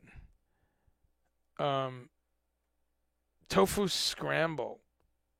Yeah, that was great. It was quick and easy, not my favorite things. Eggs are hard to recreate. Yeah. Oh, so are you vegan, Brett? You don't eat eggs. Have you had just egg? Oh my God, that stuff. That's my product of the year last year. Just egg. We haven't had it for a while, like a month or two. Then we had some last week. Just so good. It's a vegan, of course, product, and it's mung bean protein based. It's crazy. Can do scrambled eggs. You could do a quiche. You could do frittata. You know, it's really quite amazing, and nothing weird and fake about it. Okay, yeah, I was typing, so I didn't see your answer. So you're on right now, Brett. I appreciate your time checking this out. Just egg is probably the best, right? And it's kind of expensive, but if you really want eggs, it's worth it, right? Yeah, it's a little, yeah. Again, that's always a tricky area. I'm just kind of tricky because I don't have kids. I don't buy much clothing, and I don't spend a lot of money on anything else but 35-year-old musical equipment. What else? Keeping the roof over our head, and I'm boring. I don't. A movie twice a year when we're 3 or 4 times a year when we can go to movies. So I kind of, yeah, I'm whatever it costs on food, I just go, yep, okay, because I'm not buying. I have an iPhone 6S. That's how lame I am. I mean, what are they on, 12 or 13 now?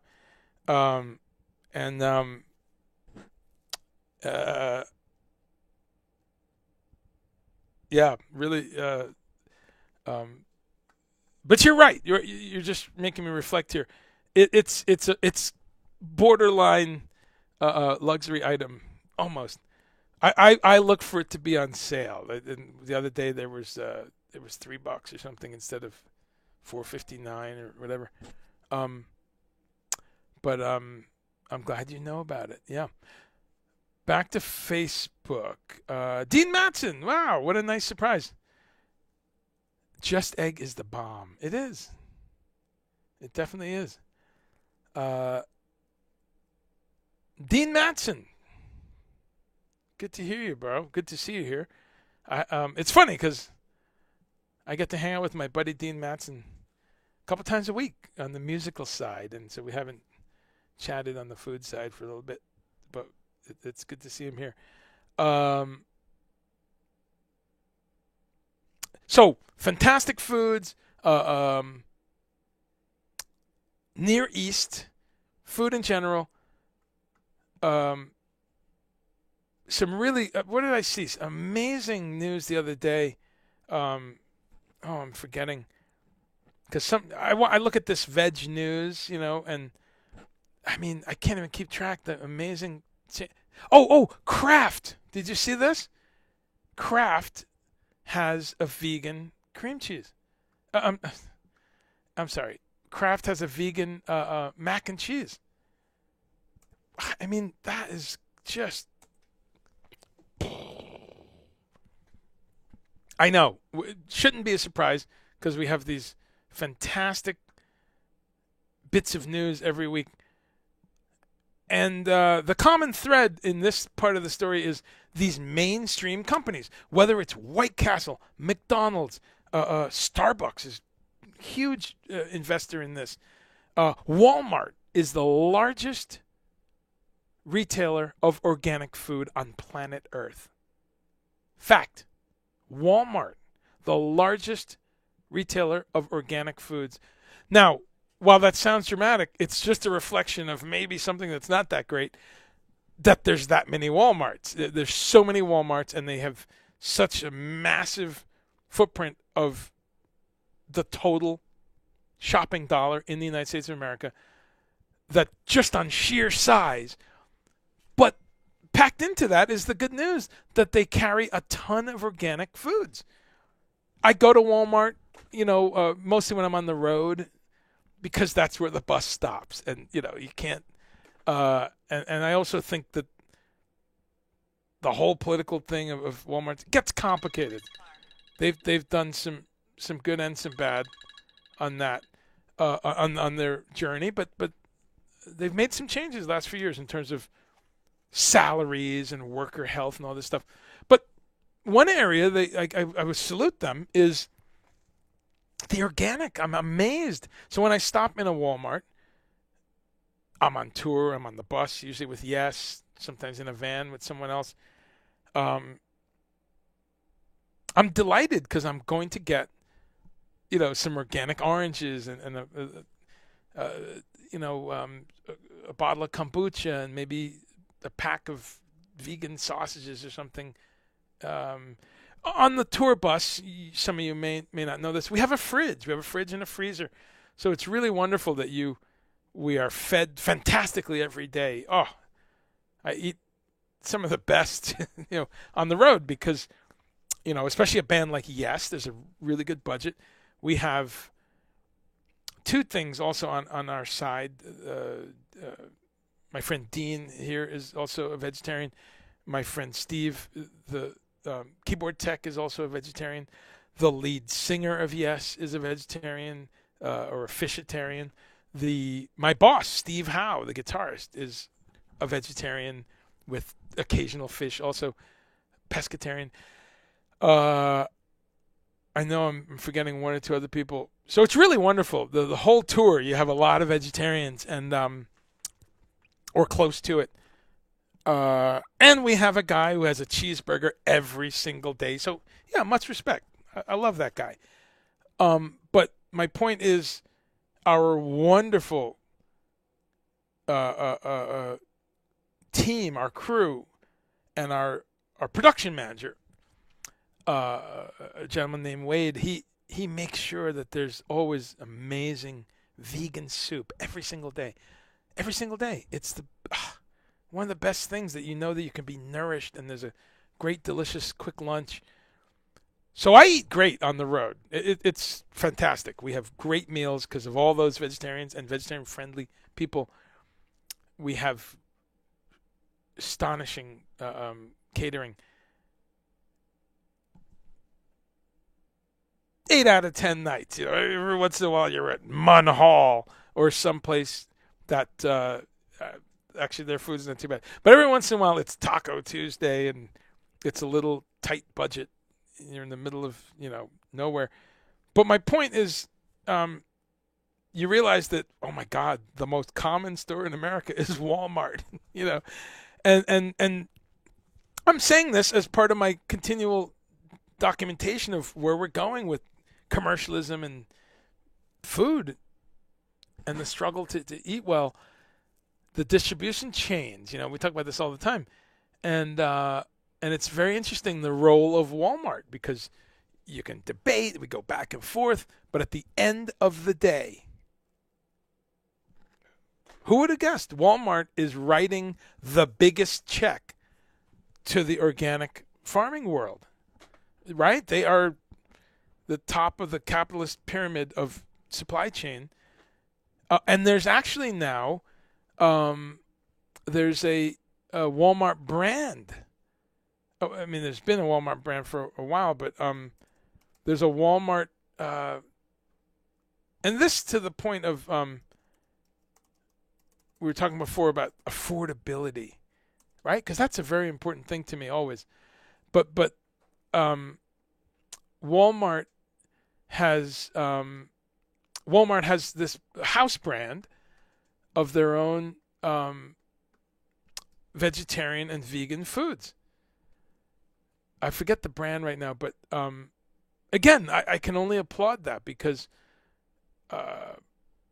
we can talk about the different problems, Walmart, but the fact that I'm just looking for their brand name, but they have a house brand, and I looked at the ingredients last year sometime. I saw it. Impressive, simple, 6-7 ingredients, frozen, little, things with seitan and peas and rice and kind of Asian spices. There's maybe an Italian one.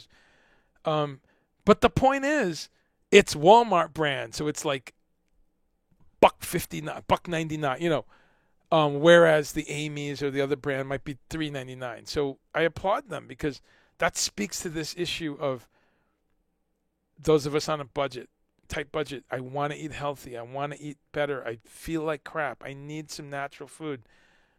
It's there. These options are there. So I can't remember the name of the Walmart brand. Not important. I'm seeing it in my mind's eye. It's like Great Value or something completely unimaginative like that. Something like that. But they also carry Gardein. They carry Beyond Meat, which is some big company. They carry Field Roast, which is incredible sausages. They have Tofurky, Boca, Sweet Earth, Morningstar. We can hate on Walmart, but they are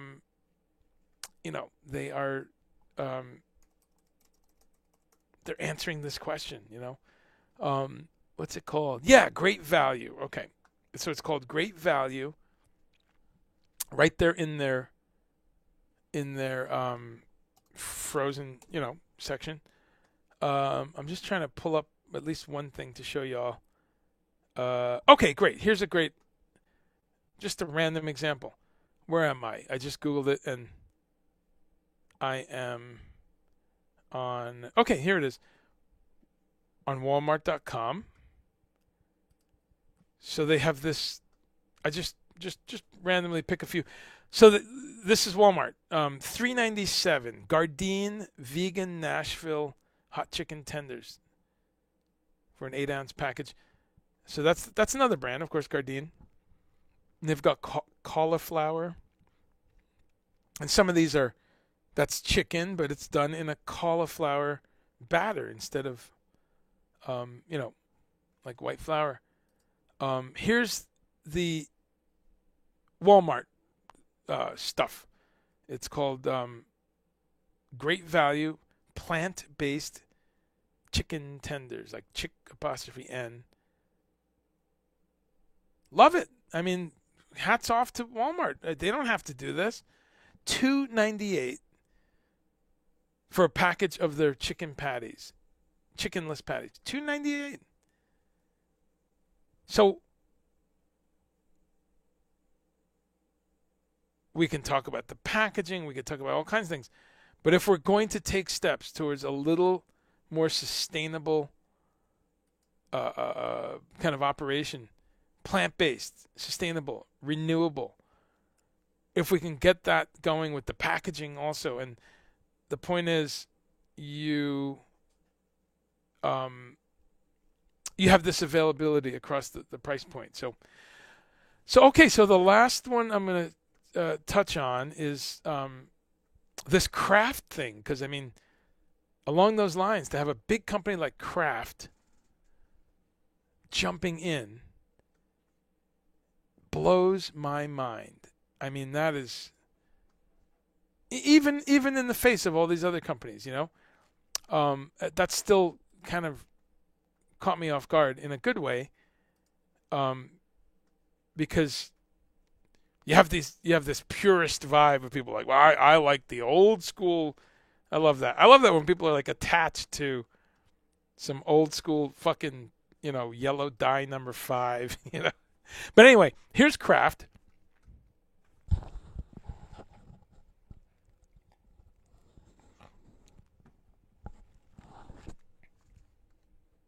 A couple amazing things I wanted to share, and I'll put this link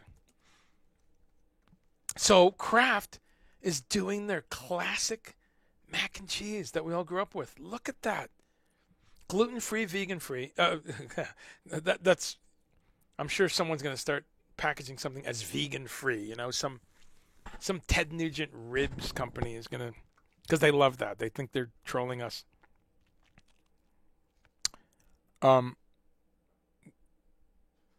Amazing moment to see this.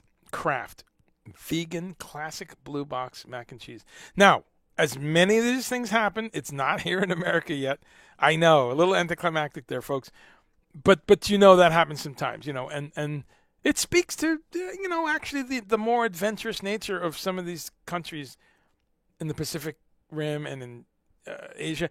We've talked about how 500 a fast food chain in China with 500 locations is using Beyond Pork and Just Egg. I mean, think about that. That's a market who's not messing around with their authenticity. It's got to taste like pork. It's got to feel and smell and chew and be like pork if I'm not going to eat pork. Chinese culture. Pork is, it's throughout, right? In certain regions and certain recipes. So that says a lot if there's this successful use of just pork. So along those lines, so far this is in Australia, but let's keep an eye on that. And they go through, you know, different ways you can make it.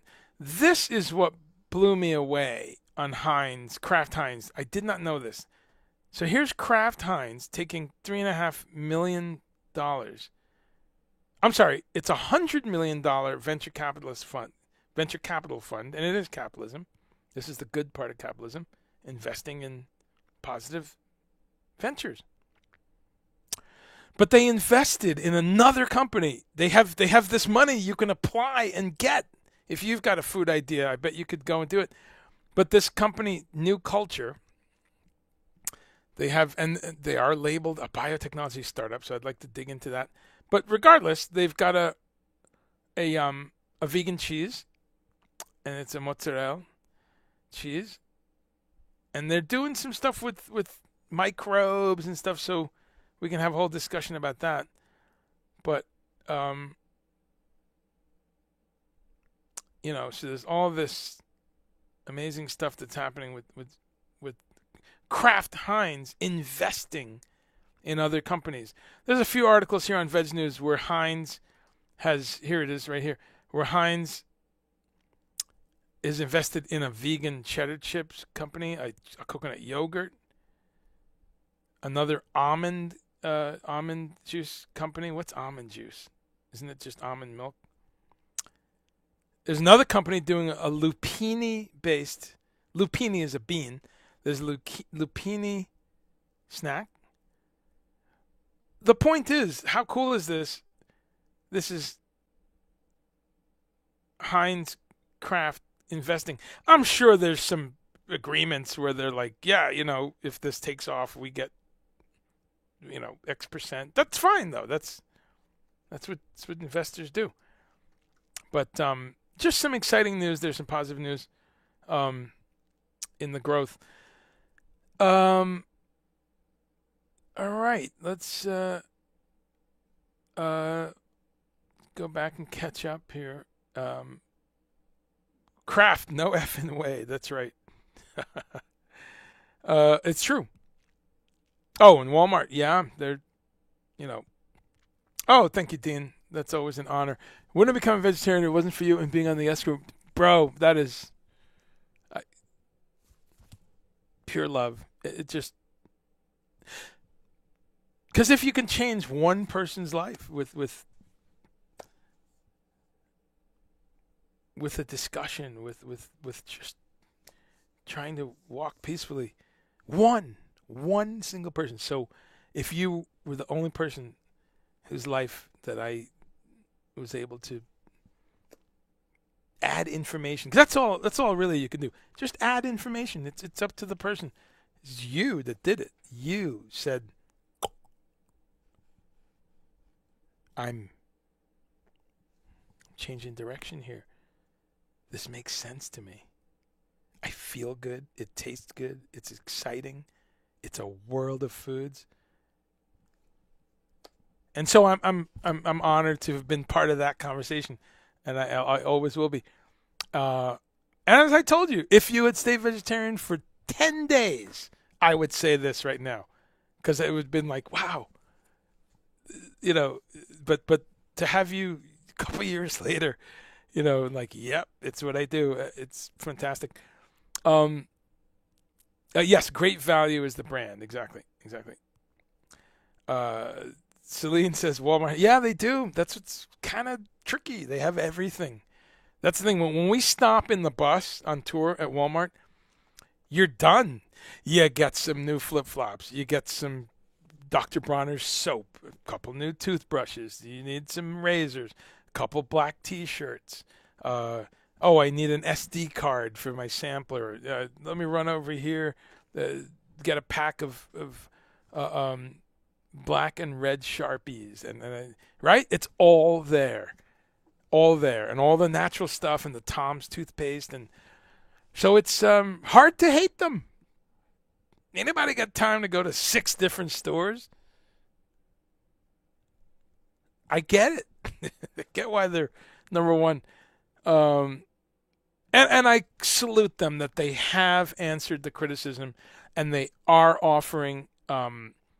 There's a strong bunch of health care options, insurance options. They've really listened, and Starbucks has done this too. And I remember when the fight for the what's it called, the ACA, is that it? The Obamacare, when the fight for that was happening, ironically, the CEO or not, ironically, the CEO of Whole Foods, John somebody, remember that guy, John somebody? He was a CEO of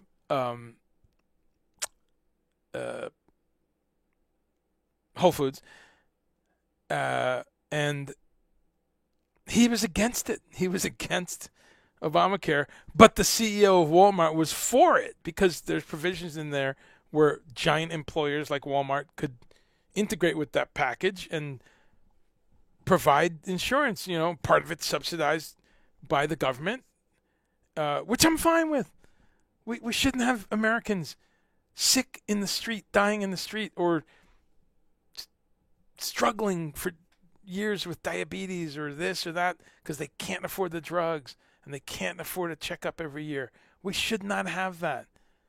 It's unconscionable. So I salute Walmart because they really ran towards this, and they've raised their pay. I wish it was more, always. They've done a lot of stuff during this pandemic towards insisting on masks to protect their employees. So they're not the same monster that you might think 15 years ago. Wow, still not my favorite thing. But anyway, Celine says, what are my thoughts on the upcoming mac and cheese ice cream? Never heard of it. What?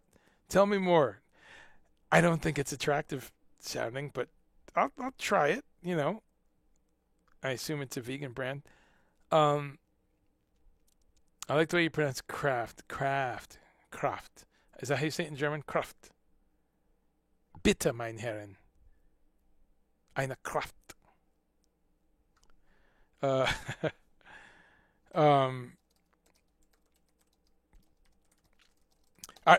didn't think of that. I guess that's a German word.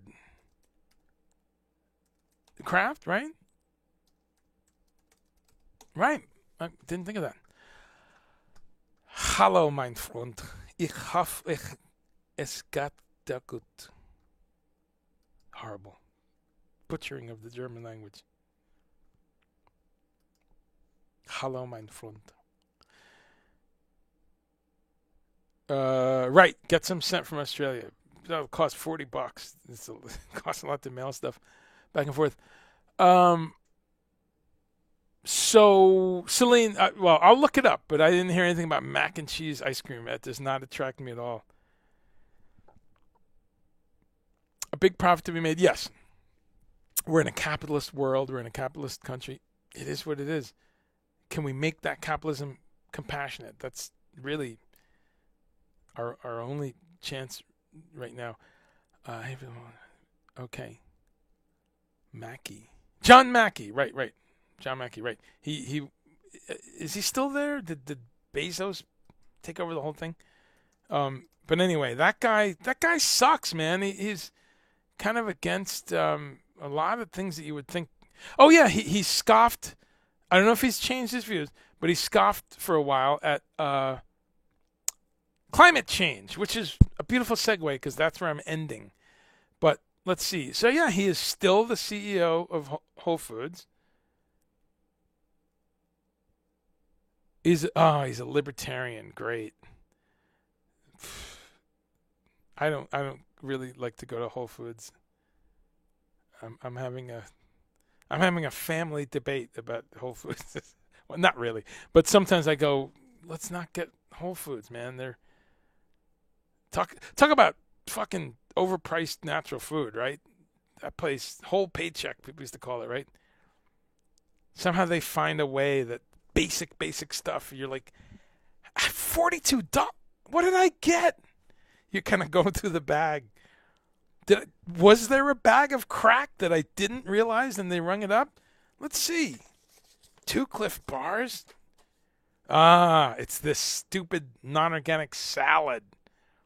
Looking at my receipt here, that was $15.73. Great. What else do we have? What's this? This lime kombucha is $5.53. Jesus Christ. So that's Whole Foods. You can still find some good stuff, and yes, I'm happy they exist, but yeah, he's tricky. He's done some great stuff. I mean, he's expanded this industry, but yeah,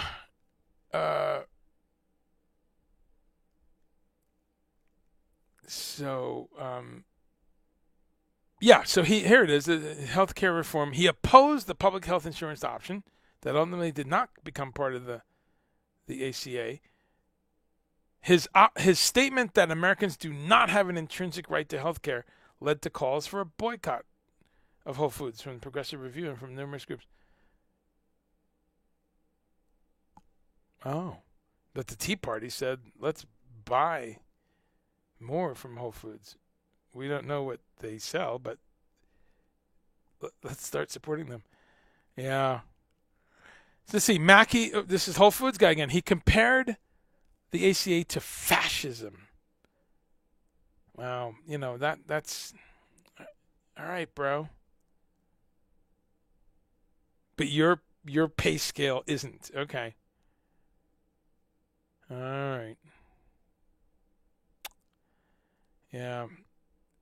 And this is interesting. They're saying he's not pro-union or anti-union. He's beyond unions.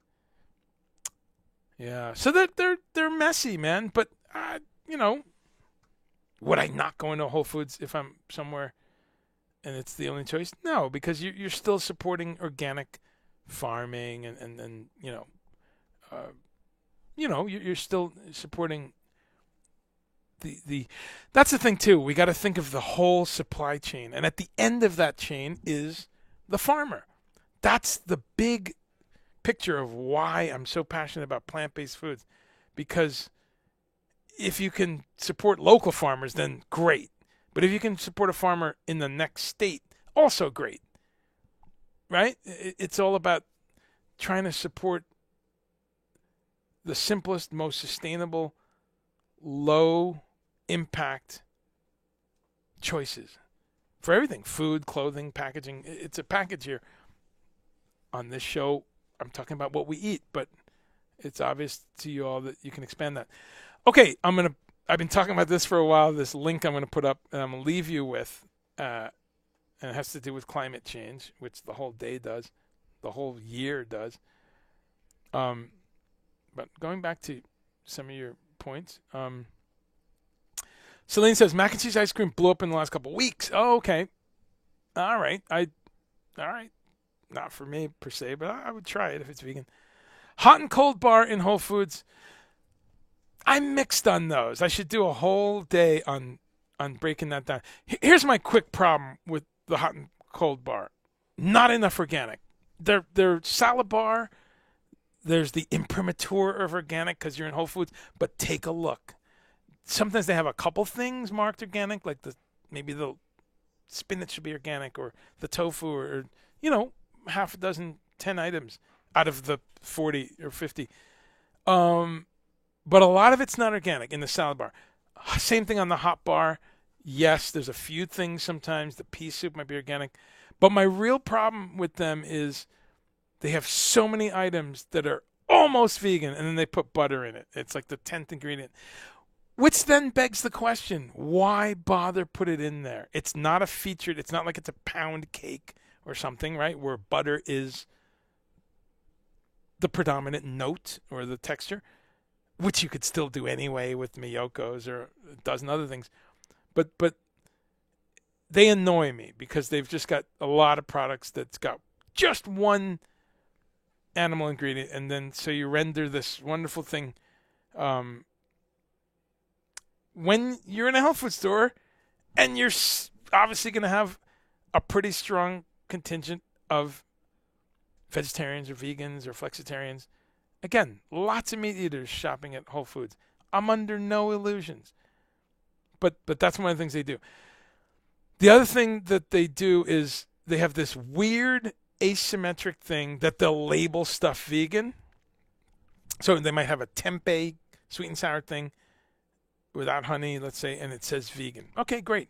Then they'll have something else and it says vegan. But then they'll have the tabbouleh or something, or some soup, and it won't say vegan. And you're reading the ingredients and you're like, it's all vegan ingredients. But why doesn't it say vegan? Is there something, that they're in the natural flavors that I should know about? So I find, they're a pain in the ass. They have, and they also finally, and I'll shut up about this, they have almost, I said tempeh, but they actually don't have tempeh usually. It's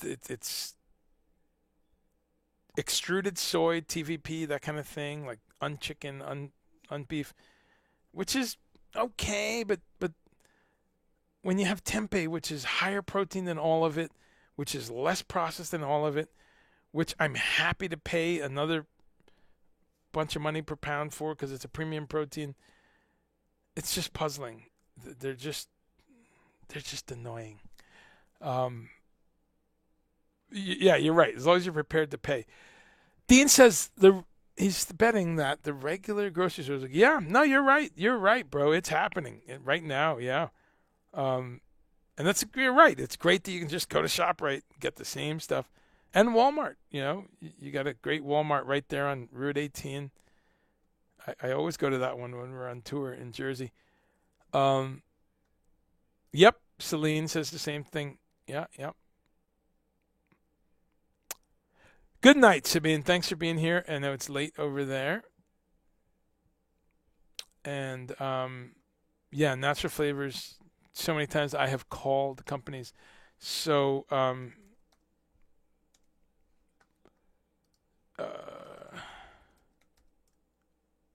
okay, so I'm just going to share with you now this video I watched yesterday. Holy shit.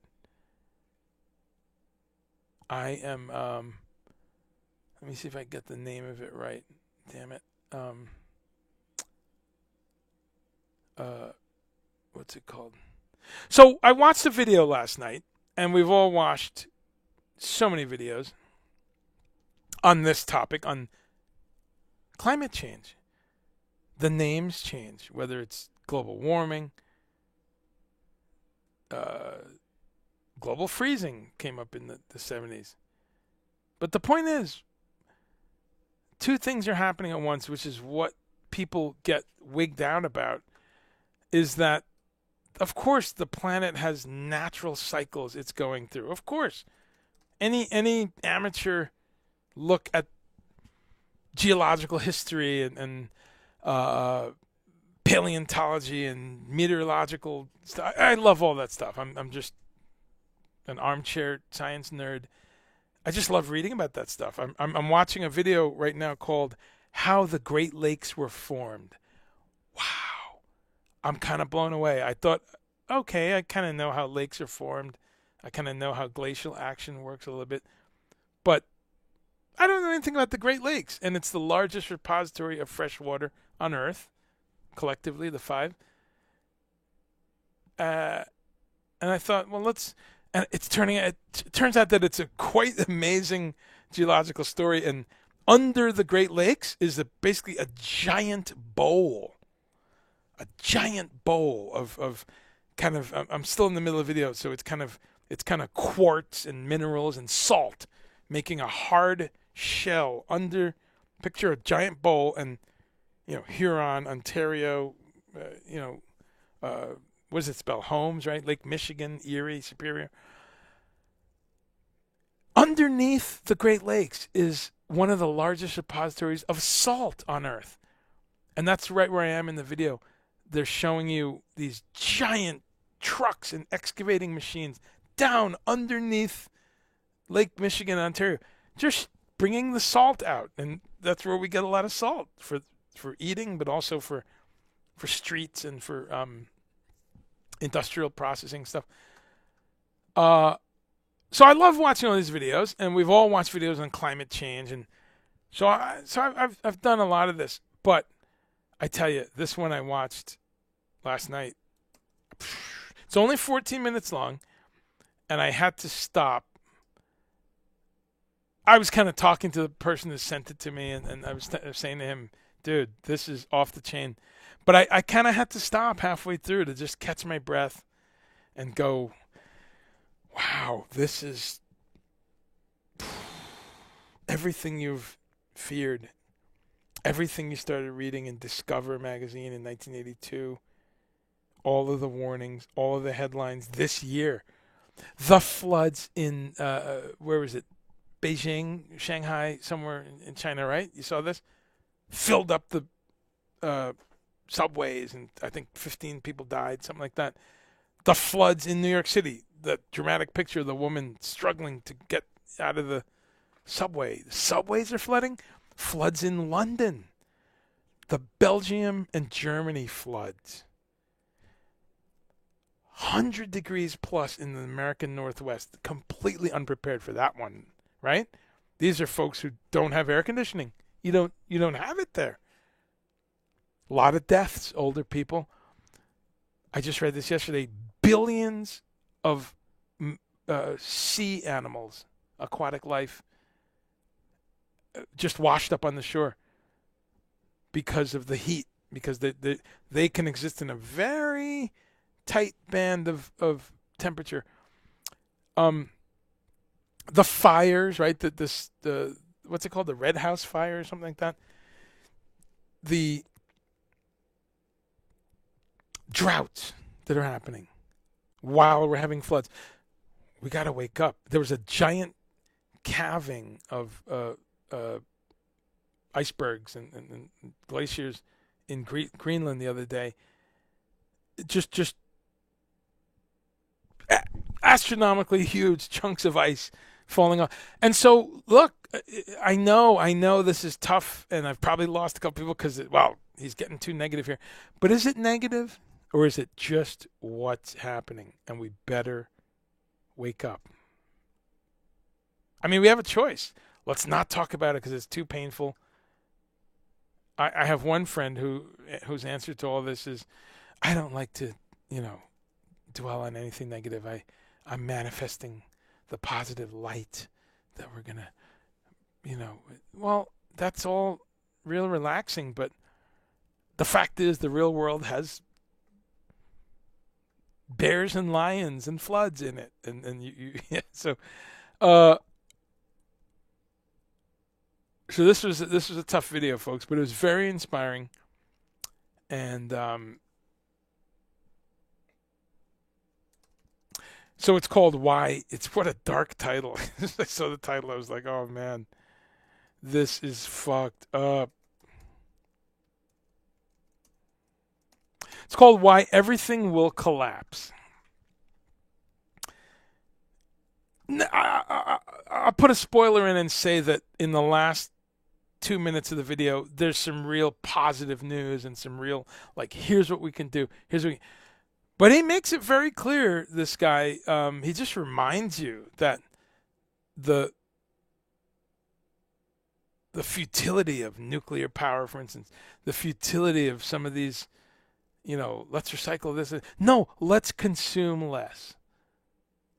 Let's eat more sustainable, renewable food and set a goal. If you could grow 10% of your own food, you're helping this situation. Or 2%. So I leave you with that link, and I'll pick up a bit on that next week. And because I really think people should watch this on their own time. It's only 14 minutes long. This was late last night. I then watched another video that was 71 minutes long, a lecture by this guy, Dr. Reed, and he was just addressing some of this stuff, these alarming numbers. But yeah, Celine says fires in the southwest part of Turkey. Okay, great. That's just even better. Everywhere you look, right? Oh man, PBS Music Through the Lens. Okay, haven't heard of that, but that's cool. Photography. Yeah, Dean, wetlands, right? That was awesome. I mean, I thank you. Hats off to wetlands too. You remind me of something there too, because I was 18 or 20 when I first went to wetlands. Yeah, around 89. Well, around 89 I was 24, but yeah, I was young 20s. And thanks for that reminder, because wetlands, wow, I was a young, just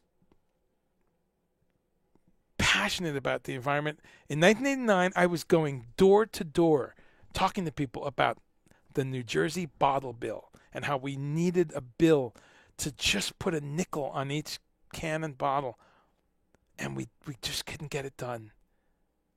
That's heartbreaking. I think that's only still in about 10 states. We're miserable for not having that be a federal law. We're miserable. Why? Because in all the states that have the bottle bill, and I'm bringing this up because you bring up wetlands, because I remember wetlands would have all these, it had the little bus, right? The VW bus, and you would go over to the bus after you got stoned and around the corner and you're waiting for the show. And at the bus, they had all these pamphlets. They had all these posters. They had different lectures, right? There was lectures would be at wetlands about the environment, about some of the stuff we're talking about here, eating lower on the food chain. What's happening in the Amazon? We were just starting to get some high-tech data from rainforest. And then you had these groups like Rainforest Relief, and all these people would do stuff at wetlands. So I give much thanks to wetlands, because I learned a lot there. And this is before the web, so you would get a pamphlet on recyclable paper, and you would, tune into Pacifica Radio or something and learn about this movement. So I was working for New Jersey PIRG at that point, which is New Jersey Public Interest Research Group, door to door, talking about fair banking laws. There was these punitive bounce check amounts, for instance.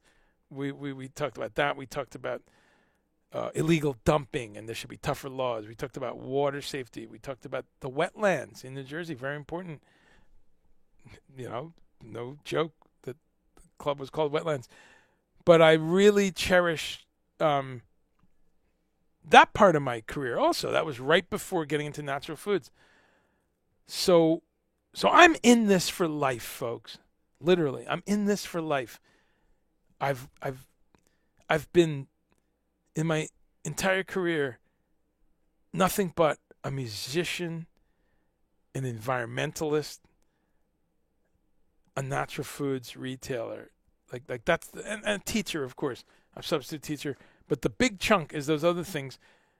And okay, selling some weed for a couple of years, delivering pizzas. But the part of working in an environmental group and Natural Foods, I just really want to double my efforts to do what I'm doing here on Mondays. And you're going to see me getting a little more vocal about the climate change stuff. I might start doing another stream that's just about environmental stuff. Part of me just doesn't have the time. I'd rather be programming my Kawai K1R2, but here we are. All right. Well, I put that link there. I'm going to get out of here. I'd say goodbye to the Facebook people. I will say goodbye to the YouTube people. Thank you, Brett, for being there and hanging in and dropping some great comments. Brett says, when you aren't buying any meat, you can justify buying a few more of those convenience items. And yes, you've been vegan for a few years. That's awesome, my friend. Thank you for being here. I'm going to close that. Facebook people, thank you so much. This is fun. 172 comments. Wow, I mean, 2 or 3 of those are mine. But one cup of super cold coffee later.